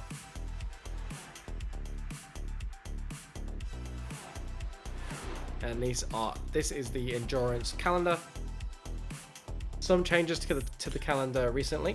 Haven't come through yet, so we've still got the graphic of the old calendar, but the dates for Le Mans still should be the same. So at this stage, Le Mans the next race, 6-hour race around Le Mans. I believe that Josh is trying to set it up so that the time advances 4 times. So as far as in sim goes, it'll be a 24-hour sim, just at only a 6-hour actual real-time effort. Yep, and if anybody is looking for a teammate for the Le Mans 6 hours race, hit me up, because I'm after a drop. Just show myself out there while we're on the broadcast.